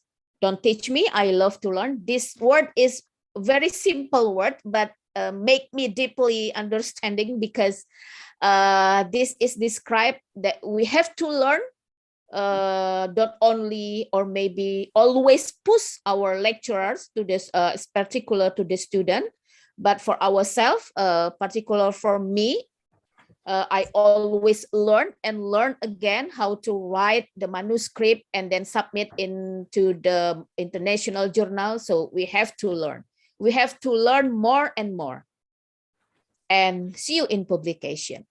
Ms. Mega, thank you for the time for share my experience in this webinar. Thank you. Assalamualaikum warahmatullahi wabarakatuh. Waalaikumsalam warahmatullahi wabarakatuh. Thank you very much, Bu Rasmita Dila. From the point that I got, you know, we need to spend time on our three central point in our writing, right? Do not write the whole manuscript at the same day. You know, as a author, sometimes I need the time push me to finish my script as soon as possible, but actually that's not good. Should be very considered for the times, right? For the quality of the paper. Yeah, Bu Rasmita. Yeah, okay, thank you, Bu Rasmita. It's so Most welcome. inspired. Okay, now let's come to the question and answer session, and I found some question here from, okay, before I mention, let me see, in column chat, okay. Although this Zoom meeting is brought in English, please do not hesitate if you want to speak out or aspire your ideas in bahasa. So it's okay ya. Jadi di sini ada mahasiswa semester akhir yang masih sedikit sungkan untuk menggunakan bahasa Inggris ataupun juga teman-teman dosen. If you are going to say something to our speaker, silakan kita bisa berkomunikasi dengan bahasa Indonesia ya. Both of them are okay. Baik, saya mulai dulu dengan pertanyaan pertama dari Hanisa Mardiana. Okay, Prof. Okay, this is Prof. Okay, I think this is the question for Ibu Dr. Tengku Faika. I would ask the questionnaire. I would ask the question maybe. Is the questionnaire should be supported by literature review? Ibu Faika? Okay, saya cuba jawab tu ya. Yeah. Okay, that is a very good question. Semasa kita menulis untuk methodology, antara subsection yang kita selalu sentuh ialah berkaitan dengan instrumen yang kita gunakan di dalam kajian kita, betul? Jadi akan ada kita sebut berkaitan dengan questionnaire. Jadi sumbernya di mana questionnaire itu kita dapat haruslah dinyatakanlah dengan jelas. Sekiranya kita katalah dalam keadaan kes di mana kita sendiri yang membina instrumen itu, maka kita mesti nyatakan bagaimana proses pembinaan instrumen itu dibuat dan bagaimana proses validasinya dilaksanakan. Jadi itu dan mungkin juga kita ada merujuk literature yang terdahulu untuk melihat beberapa contoh dan kenapa kita perlu membina yang baru. Okey, tapi dalam kebanyakan keadaan kita mungkin mengadaptasi daripada instrumen yang sedia ada. Jadi kita nyatakan bahawa ini adalah instrumen, dia punya original source dia adalah sekian daripada siapa dan pada tahun bila dia author tu nyatakan instrumen tu, dan kemudian kita nyatakan apakah adaptasi yang telah kita laksanakan untuk kajian kita. Okey, boleh? Baik, terima kasih Prof. Masih ada ternyata kelanjutannya Prof. Still I continue Prof gitu ya dari I have 312 respondents and I use a mixed method research approach. How many respondents should I have for interview? Okay, that is also very good question. Ini dah lebih kepada research method ya. Okay, kalau kita buat mixed method, okay, mixed method research ni, kita mesti fikirkan daripada awal kajian lagi, bagaimana kuantitatif dan kualitatif data itu akan kita kutip. Adakah kita akan kutip kuantitatif dahulu, kemudian diikuti dengan kualitatif, ataupun kita mula dengan kualitatif dan kemudian diikuti oleh kuantitatif. Jadi apabila kita ada 312 responden daripada data kuantitatif, mungkin saya assume di sini bahawa saya andaikan bahawa ini adalah dimulai dengan kuantitatif lah. Dan kemudian oleh kerana ada soalan kajian yang memerlukan secara mendalam, okay, untuk kita tahu dengan lebih mendalam lagi tentang sesuatu variable itu, maka kita menggunakan interview, betul. Jadi interview ni selalunya dia tak ada the exact number tu. Selalunya kita plan interview kita, okey, katalah kita plan asal, kita nak dapatkan daripada siapa, dan mungkin kita bermula dengan beberapa orang. Okey, dan interview ni dia bukan macam kuantitatif punya data. Bila kita buat interview, kita balik daripada interview tu terus kita analisis. Kerana kita nak tahu apa dia punya initial findings dia, data-data awal dia. Based on initial findings tu, barulah kita akan teruskan dengan interview yang seterusnya. Mungkin dalam proses tu kita terpaksa ubah suai lagi dia punya instrumen tu sikit, protokol interview protokol tu, dan kemudian kita pergi terus lagi ke Padang untuk interview lagi. Dan kemudian bila kita kata daripada interviewee kita dapat beberapa orang yang disarankan oleh mereka supaya kita turut interview individu-individu tersebut. Jadi kita kata, untuk melengkapkan lagi saya punya persoalan ni, saya kena tanya juga dengan contohlah kalaulah kita pergi interview guru di sekolah. Okay, lepas tu kita interview mereka, lepas tu guru tu kata yang ni saya tak pasti sangat, yang ni kena tanya penolong kanan. Okay, jadi kita kata okay, saya perlu interview penolong kanan pula. You know, when you come back from your field, you analyze the data. Kalau ada lagi yang kita rasa persoalan yang tidak beres, kita turun lagi untuk dapatkan lebih informasi. Sehinggalah data kita tu menjadi saturated. Dia jadi tepu. Jadi kita tak pasti bila dia akan jadi tepu tu. Sehingga satu masa kita rasa macam okay, this is enough data to answer the research question. Okay? Alright? Right, baik Prof. Thank you very much. Jadi terkadang kita tidak harus mulai langsung dengan 312 responden begitu ya Prof ya? Tak perlu sampai 312 tu. Itu boleh jadi kelesuan itu. Terlampau banyak. Selalunya tak ramai seramai itulah. Kalau kuantitatif yes, we need many hundreds, tapi kalau kualitatif tidak seramai itu, mungkin a few, berbelas ataupun mungkin 20 lebih atau terpulang kepada keadaan. Baik, setelah itu baru ada analisa lanjutan jika dibutuhkan begitu ya Prof. Baik. Ya betul. Tepat sekali. Selanjutnya, baik. Ini pertanyaan berikutnya. My name is Ahmad Akbar. I'm from Juanda University Bogor. Thanks for the great materials, but I still don't understand.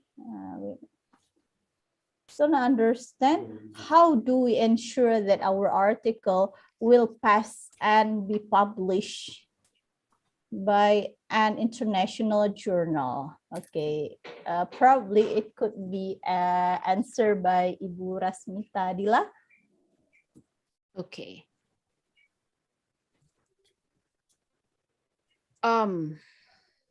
From Ahmad Akbar, Miss Mega. Yeah, from Ahmad. How to ensure that our article will be passed actually, yeah, even we never sure about that, right? Yeah, okay, thank you. Silakan. Okay. Jadi kalau kita ingin supaya artikel kita itu nanti bisa melalui proses review yang ada pada jurnal itu, yang pertama seperti yang saya katakan, ketika kita sudah memilih jurnal yang menjadi pilihan kita, maka ikuti semua ketentuan yang ada dari jurnal itu. Misalnya, template-nya seperti apa, formatnya seperti apa. Kalau formatnya misalnya, yang pertama juga adalah scope dulu, scope, aim and scope-nya. Kalau kemudian hasil penelitian kita itu sesuai dengan scope jurnal, maka kita dapat mengirimkan manuskrip kita itu ke dalam jurnal itu. Yang kedua, ketika scope-nya sudah mencakup dan sesuai dengan hasil atau dari manuskrip kita itu. Yang kedua adalah ikuti semua petunjuk. Apakah itu format penulisannya, format bahasanya. Kadang-kadang dalam international journal itu untuk bahasa itu berbeda-beda bahasa Inggrisnya. Bisa jadi British English, American English, Australian English. Nah, itu harus kita perhatikan sekali. Nah, kemudian ikuti juga kalau mereka ada memberikan template, ikuti semua template-nya secara benar, secara betul. Jadi tidak keluar dari template yang sudah diberikan. Nah, kemudian diperhatikan juga setiap poin per poin dari setiap subheading atau heading dari setiap jurnal, dari setiap artikel itu. Misalnya di dalam penulisan metode penelitian apa yang harus dituliskan, di dalam abstrak apa yang harus dicantumkan. Nah, ketika kita sudah mengikuti itu, termasuk di dalamnya substansi dari penelitian kita, maka tunggu saja proses berikutnya adalah dari comment reviewer. Jadi kalau semua aturan-aturan itu sudah kita laksanakan, ketentuan-ketentuan di dalam jurnal itu sudah kita lakukan, baik itu ketentuan terhadap apakah itu template, format, kemudian scope-nya, dan yang paling penting adalah substansi, bagaimana kita menuliskan isi dari hasil penelitian itu di dalam setiap menu dari setiap menu-menu atau bagian di dalam artikel itu sendiri. Jadi memang harus ada latihan terus ketika harus menuliskan metode penelitian apa yang harus kita isi. Jadi ketika harus menuliskan di bagian hasil dan pembahasan apa yang harus kita tuliskan. Nah, itu bagian yang paling penting dari penulisan artikel atau manuskrip yang nanti kita kirimkan ke dalam jurnal yang sudah kita pilih. Seperti itu, Bu Mega. Baik, terima kasih Ibu Dr. Rasmita Dila. Okay, the others, I would like to invite all the speaker to have a question or aspire your ideas directly. Silahkan yang ingin bertanya langsung dengan bahasa Inggris boleh. So feel free to speak English. This is the safe place for you, to drill your English. Mau setengah-setengah Bu boleh, mau pakai bahasa Indonesia, bahasa Inggris, it doesn't matter. Silahkan kalau ada yang ingin bertanya. Ibu Mega, kalau saya boleh tambah sedikit. Sangat boleh, silahkan. Okay, I think writing for reputable journal ni dia seperti analognya macam kita driving. Macam kita bawa kereta lah. Okay, kalau kita ada lesen pun, if you have the language, you tahu dah macam mana semua cara-cara, semua tips-tips. Tapi kita ada lesen, tapi tak bawa kereta.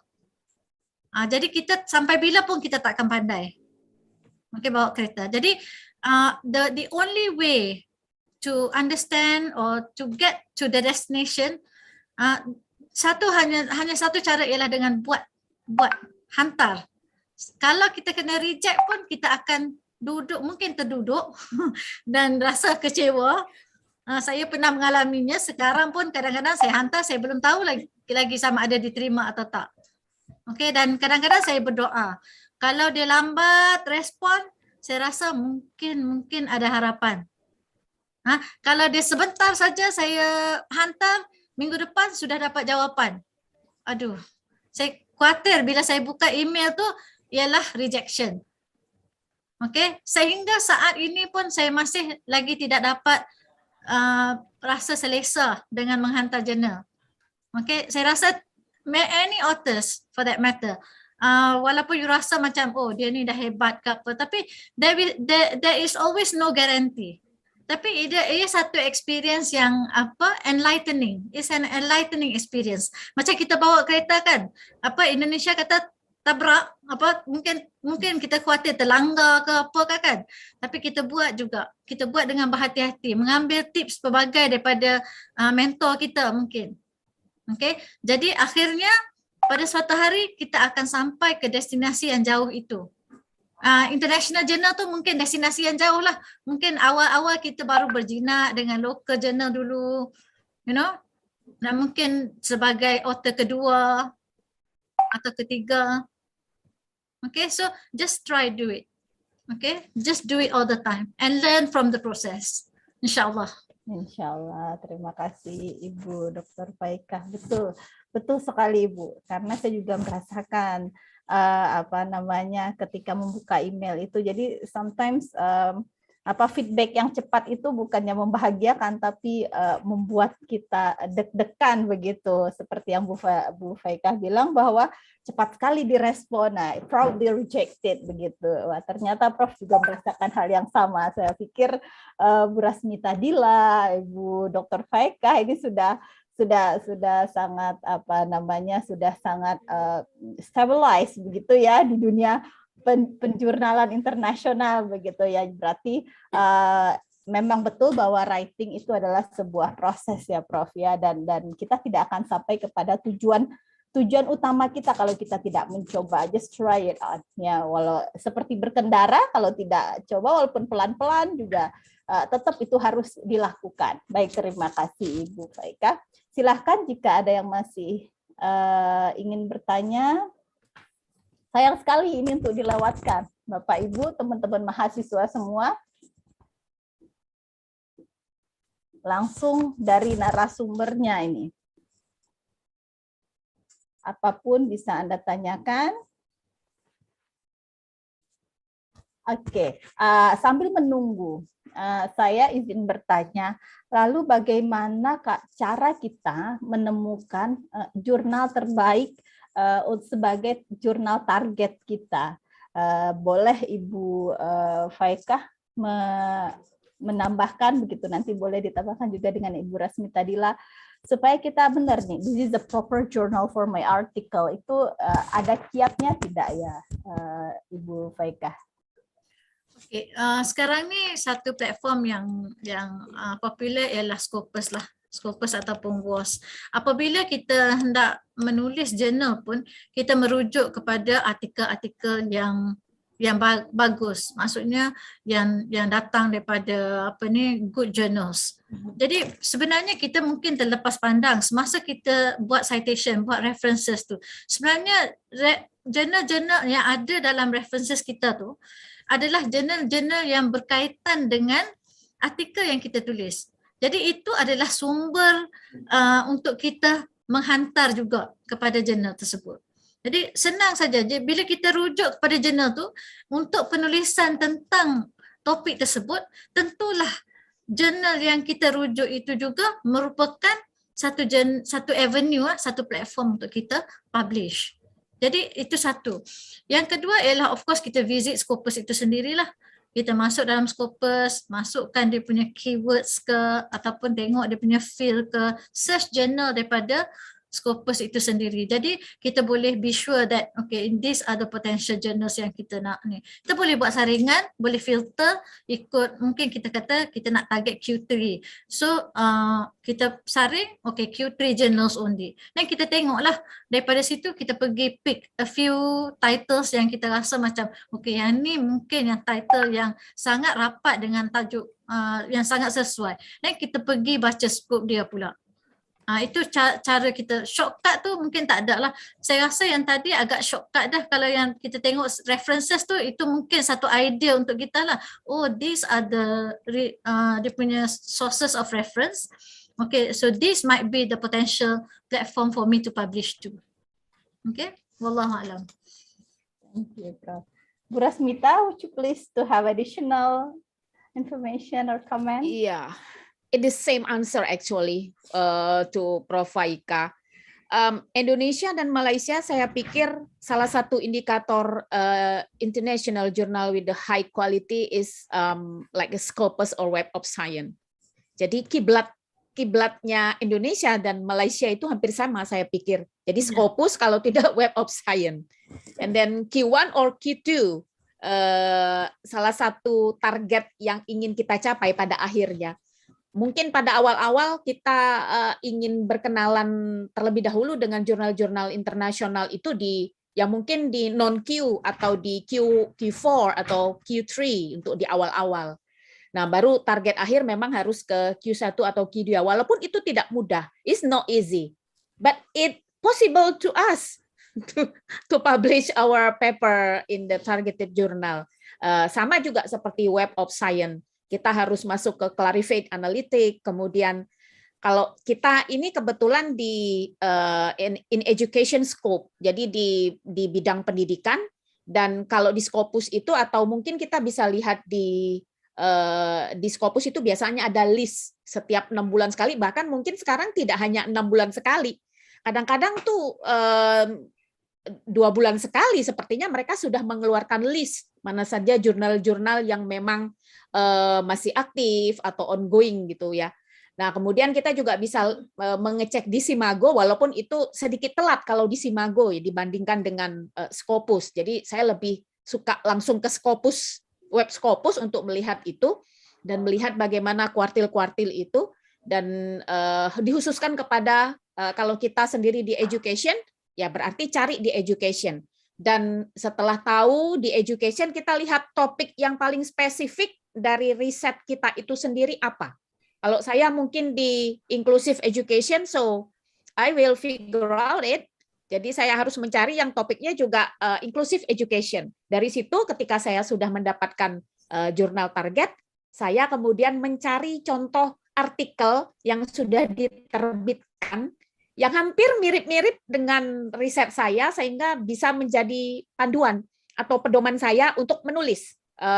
Cara mereka mengungkapkan di finding itu seperti apa. Dan Prof. Faika, saya sebelumnya sudah pernah loh mengirimkan ke MJLI. Sudah pernah, sudah masuk ke beberapa proses. Pada waktu itu editor in chief-nya masih Prof. Rosna. Prof. Rosna. Dan sudah pernah bertemu dengan beliau juga waktu beliau mengisi di salah satu workshop di Indonesia, dan paper saya waktu itu dipilih untuk ini bisa nih di submit ke MJLI gitu. Dan pada saat itu saya masih berproses, jadi masih berproses untuk bisa belajar menulis di jurnal internasional. Cuma pada akhirnya agak lama memang menunggu dan akhirnya ditolak.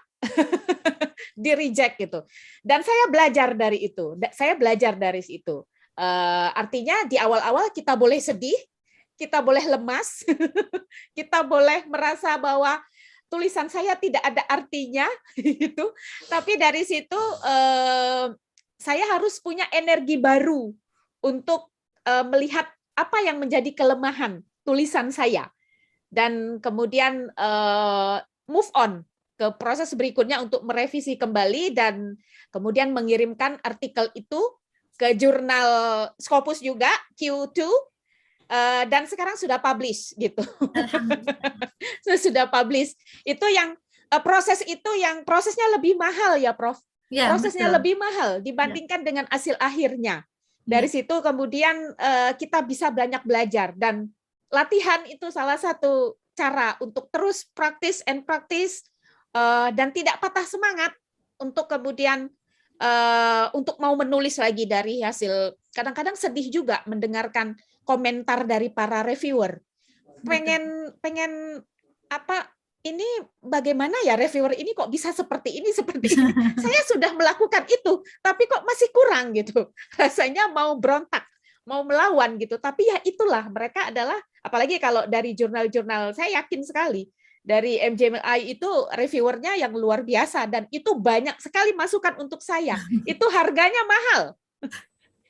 Harganya mahal untuk saya, masukan input itu mahal sekali untuk seorang autor gitu, untuk kemudian bisa merevisi itu menjadi paper yang lebih baik lagi. Seperti itu, Miss Mega.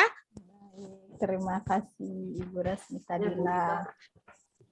Ya, Bu Mita, boleh saya bertanya? Silakan Pak Amin Nullah. Ada Pak Amin, silakan Pak Amin. Ya, terima kasih Bu Mega. Jadi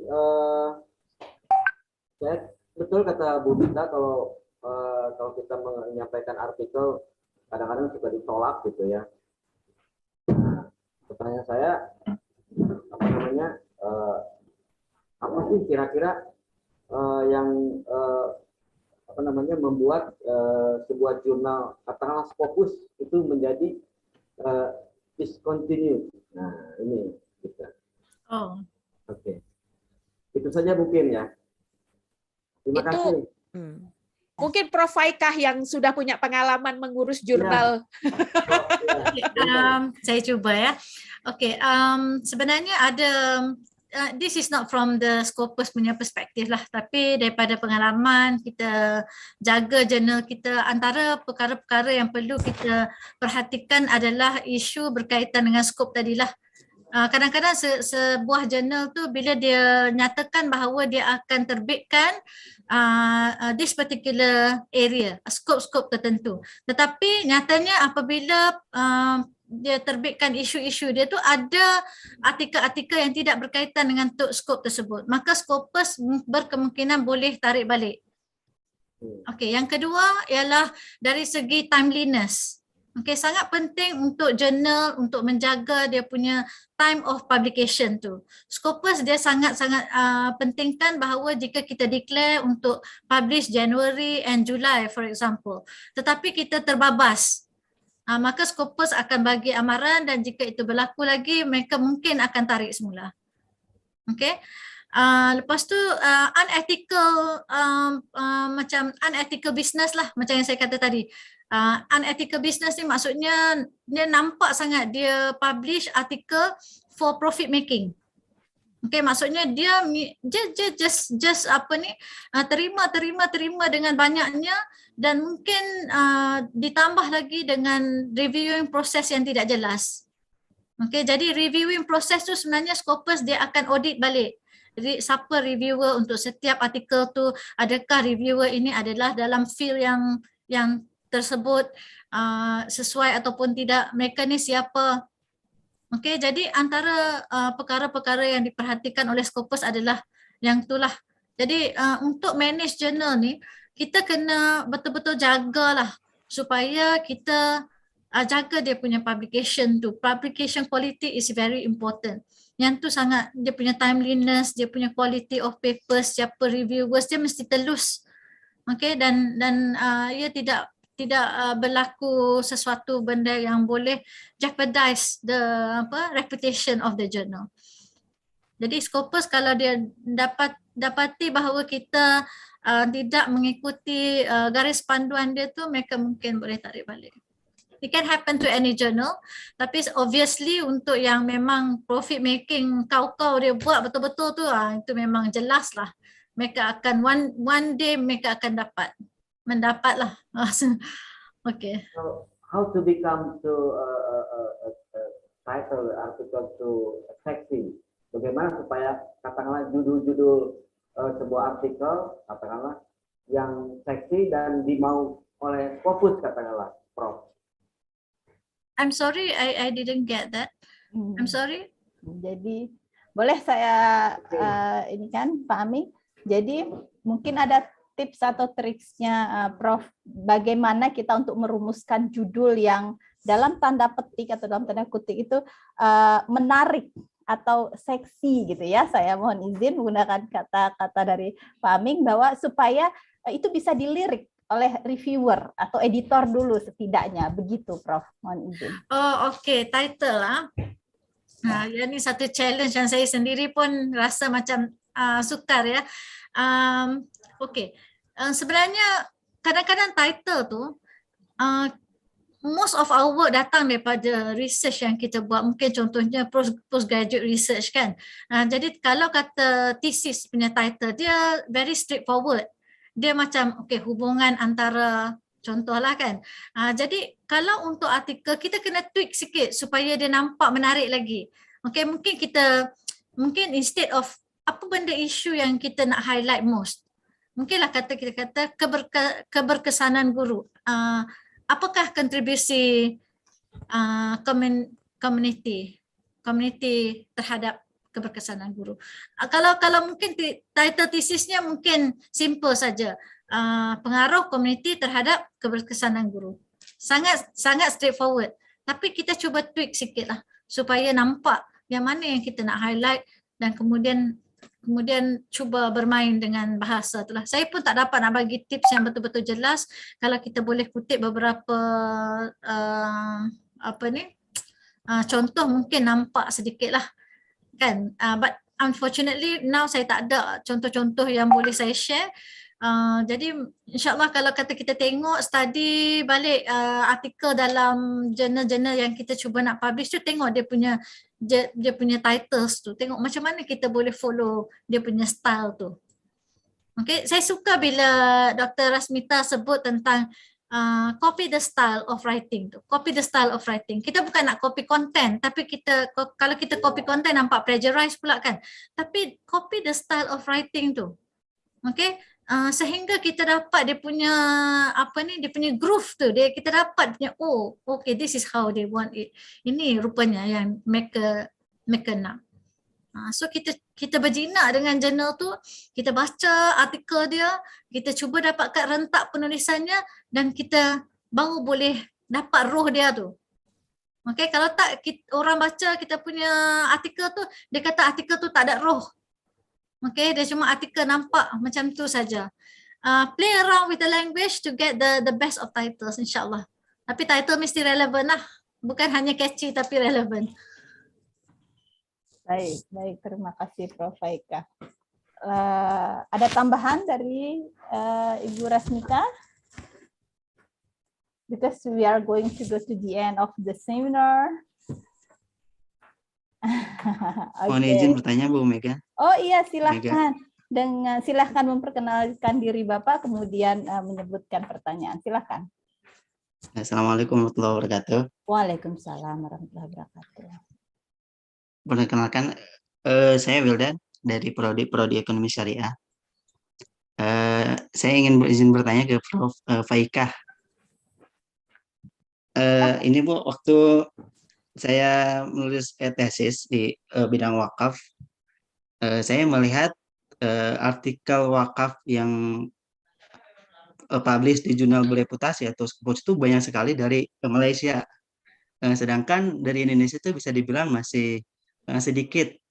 Dan menjadi pertanyaan saya, kok dari Malaysia bisa banyak banget lah gitu artikel-artikel yang publish di jurnal bereputasi di bidang wakaf. Mungkin bisa minta tips atau kiat-kiat untuk penelitian bidang wakaf ini bisa publish juga di jurnal-jurnal bereputasi, khususnya di bidang Scopus itu. Terima kasih. Okay, that is very interesting. Mungkin saya bukan orang yang tepat lah untuk menjawabnya kerana ia bukanlah bidang kepakaran saya. Tapi macam di UUM ni kita ada Islamic business study semua tu kan. Jadi bidang wakaf tu mungkin satu bidang yang masih banyak boleh diterokai sebenarnya. Okay, like I said, bila kita nak publish, kita tentulah kena buat citation yang tidak terhad kepada local konteks saja. Kita mesti keluar, itu mungkin saya lupa nak sentuh tentang citation tu mesti bukan local citation saja. Mungkin banyaklah citation. Contohnya saya dari Malaysia, saya penulis dari Malaysia. Saya nak hantar kepada USA tetapi saya tak ada langsung citation yang berkait dengan Western countries. Jadi of course mereka akan rasa macam, kenapa kami nak kena baca cerita-cerita ni semua? You know, you have to relate to them. Okay, jadi semasa kita mencari jurnal-jurnal untuk kita nak cite yang daripada Western tu kan, jadi jurnal tu lah yang mungkin adalah merupakan potential platform untuk kita publish, like I said. Okay, kerana kita mesti fikir bahawa bila kita menulis tu kita mesti cari artikel-artikel daripada sana. Jadi semasa pencarian kita tu adalah pencarian untuk jurnal yang mungkin kita boleh publish juga. Jadi dia 2 in 1 sekaligus. Okay, jadi saya ingat tips tu boleh diguna pakai untuk bidang-bidang seperti yang mungkin kita rasakan bahawa dia mungkin terhad kepada certain community sahaja. Sebenarnya kadang-kadang the Western counterparts tu dia mungkin lagi nak tahu tentang how Islamic punya way of doing things ataupun sebenarnya mereka lebih berminat mungkin. Cuma cara kita menyampaikan tu untuk nak membezakan dengan apa yang contemporary tu mungkin kita kena jelaskan lah. Wallahualam. Saya tak pasti sama ada menjawab dengan baik ataupun tak persoalan Bapak tadi. Harap membantu. Terima kasih Ibu Prof. Haika. Baik, Ibu Rasmita Dila, any additional comment?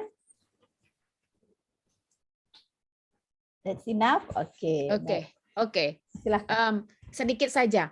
Saya setuju pernyataan Prof. Haika tadi. Kadang-kadang we have interesting finding. Kita mempunyai temuan yang sangat baik, yang sangat bagus, yang kita rasa itu adalah novelty.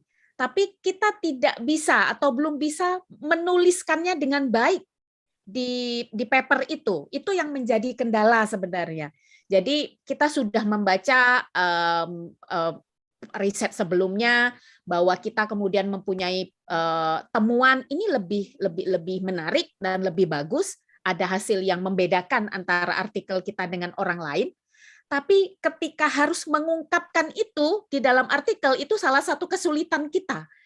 Dan itu akhirnya wah ini paper saya ini baik sebenarnya. Hasil penelitian saya baik maksudnya. Hasil penelitian saya baik.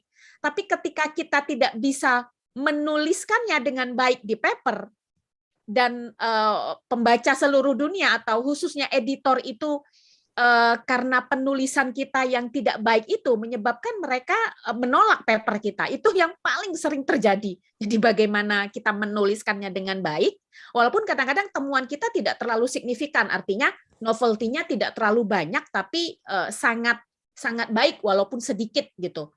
Nah, tapi ketika kita menuliskannya dengan baik di artikel, itu akhirnya diterima gitu. Dan sebaliknya, ketika kita punya temuan yang baik juga, tapi kita tidak bisa menuliskannya dengan baik di artikel, itu bisa jadi di reject atau ditolak oleh editor gitu. Itu memang sangat mengenaskan. Jadi intinya ya memang harus menulis dengan baik di dalam manuskrip kita itu sehingga bisa diterima oleh editor gitu. Gitu saja, Miss. Terima kasih Ibu Rasmita Dila. Menulis dengan baik dan mungkin mensitasi yang memang relevan dengan skop yang internasional sepertinya tadi kalau saya tangkap dari Ibu Prof. Haika dan Ibu Rasmita Dila. Baik, masih ada. Ya, baik silakan. Kalau saya beri tambah sedikit saja lagi. Silakan. Berkaitan dengan relevance tu. Antara artikel yang ditolak ada juga disebabkan oleh tidak berjaya untuk mengkaitkan dia dengan konteks global. No, macam dia of course kita sebagai researchers, kalau saya dari Malaysia, of course saya banyak buat research dalam Malaysia, bukannya di luar negara kan. Jadi sama juga kalau researcher dari Indonesia, mereka akan buat dalam local konteks. Tapi bagaimana kita nak menyerlahkan bahawa apa data yang kita dapat dalam konteks ni boleh menjadi sesuatu yang bermakna untuk mereka yang di luar sana. Bagaimana mereka readers ataupun reviewers ataupun editors akan merasakan bahawa ini adalah penting di peringkat global. Jadi itu sangat penting kerana bila kita macam kalau kata istilah di Malaysia ni kata macam shock sendiri, kita tulis, kita rasa seronok ini apa yang berlaku, tapi kita tidak bisa keluar daripada tempurung tu. Maksudnya kita rasa ia penting, tetapi masyarakat di luar sana ataupun scholars di peringkat internasional mungkin tak merasakan bahawa itu tak ada kaitan dengan saya. Itu tak ada kaitan dengan international audience.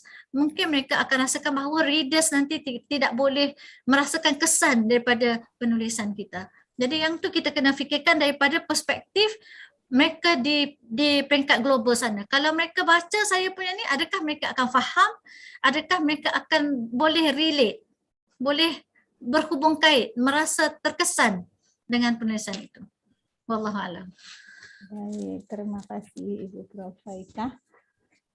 Wah, banyak sekali hari ini inspirasi yang kami sebagai partisipan yang mungkin sebelumnya belum mendapatkan insight ini, dan hari ini kami betul-betul memperoleh wawasan bagaimana tips dan trik dalam mendevelop sebuah writing scientific journal.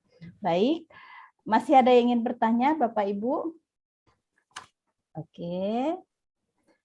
If there is no more question, that bring us to the end of the seminar today. Briefly, I would like to say thank you to Ibu Associate Professor Dr. Tengku Faikah Tengku Arifin dan Ibu Associate Professor Dr. Rasmita Dila MPD.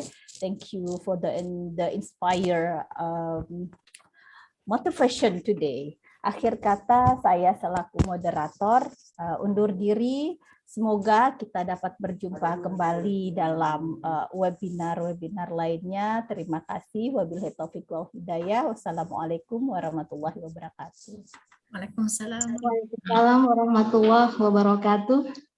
Thank you, Ms. Mega, for leading the very valuable discussion charmingly. Hopefully, you are always in good condition, so we can have you in another good opportunity and good program. Amin. Okay, ladies and gentlemen, now I'd like to invite you to the photo session. So would you please to turn on your camera, turn on your camera, and then you take off your mask and give your best smile. At this session led by the smile. Mohon dibantu dari panitia untuk dapat memandu sesi foto bersama. Silakan.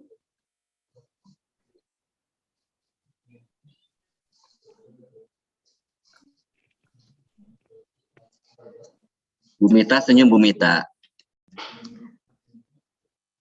Dari panitia mohon dapat dibantu untuk memandu sesi foto bersama. Silakan. Untuk semuanya, mohon maaf diaktifkan dulu kameranya.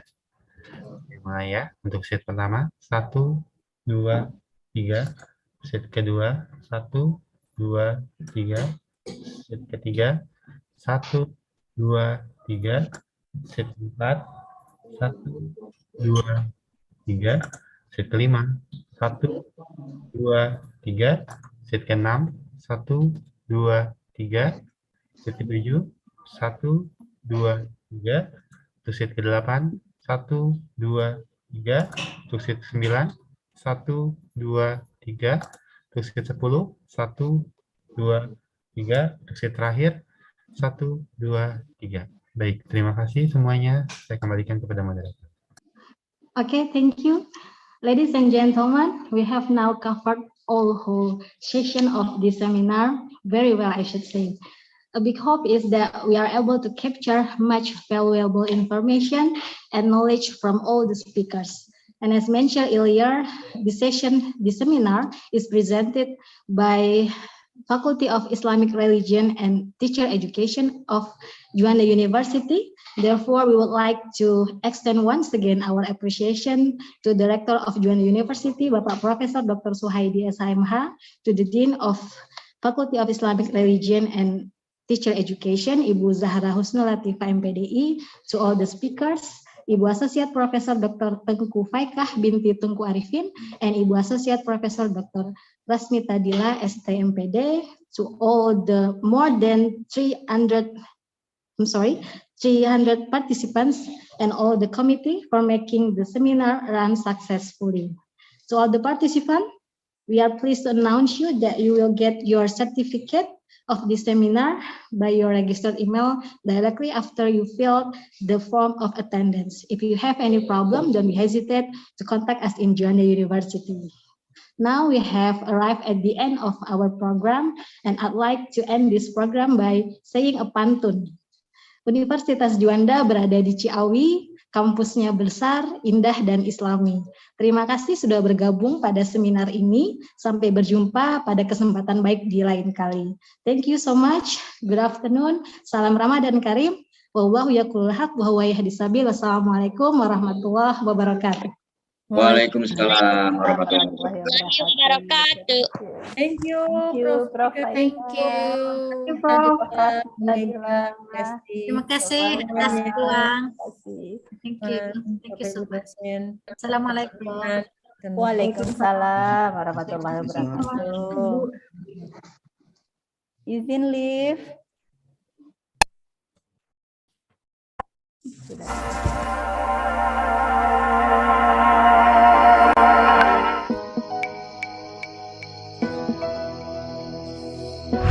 Indonesia is a unitary country consisting of 34 provinces with a central government in West Java.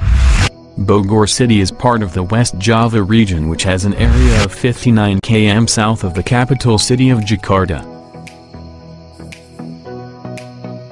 With a cool climate and weather, Bogor was chosen as one of the main destinations for domestic and foreign tourists to take a vacation.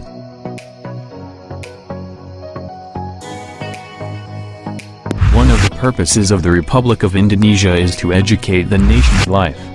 As the act of responsibility for the Muslims' advancement, retired Lieutenant General H. Alamsja Ratu Perwira, deceased, initiated the founding of Yayasan Pusat Studi Pengembangan Islam, assisted by his relatives on June 3, 1983 on a donated property in Chai, Bogor, West Java, based on the decision of Yayasan Pusat Studi Pengembangan Islam Indonesia number 083/PSPI/3/87, on March 21, 1987, there founded Juanda University.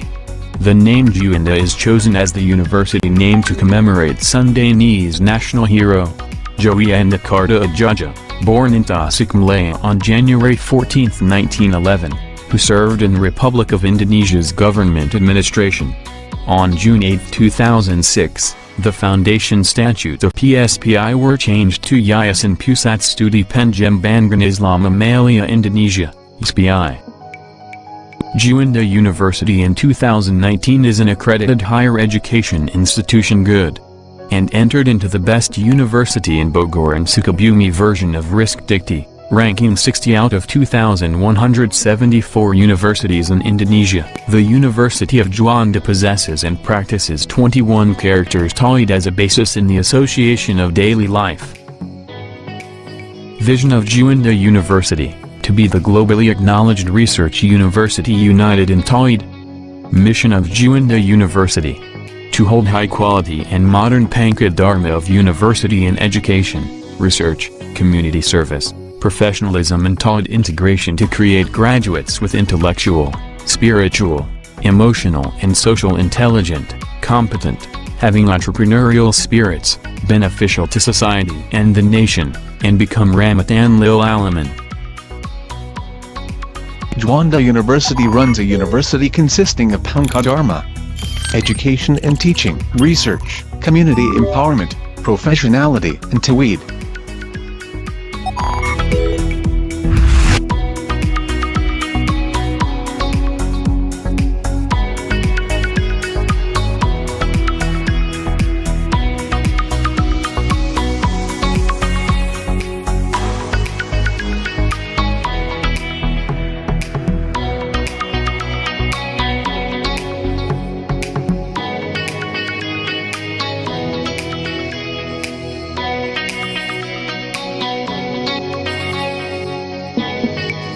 At present, Juanda University holds undergraduate study with 7 faculties and 17 majors and a law graduate study.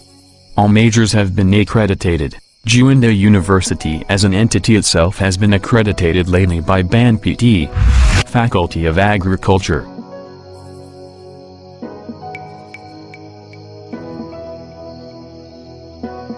Program Study, Agrotechnology, Agribusiness, Animal Husbandry, Aquaculture.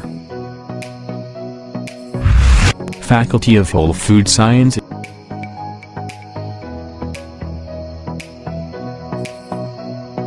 Program Study, Food Technology, Agro-Industrial Technology. Faculty of Economy.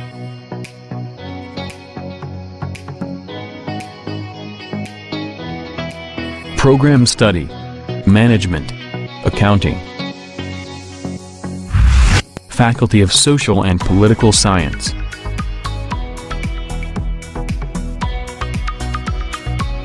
Program Study, Public Administration, Communication Science. Faculty of Law.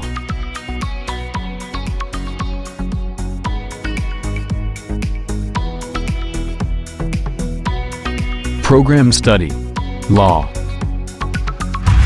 Faculty of Islamic Economy.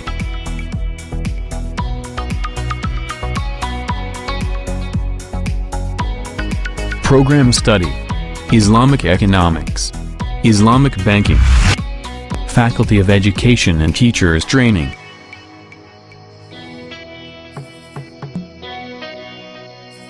Program Study, Elementary Education, Islamic Education Management, Arabic Education. Graduate School.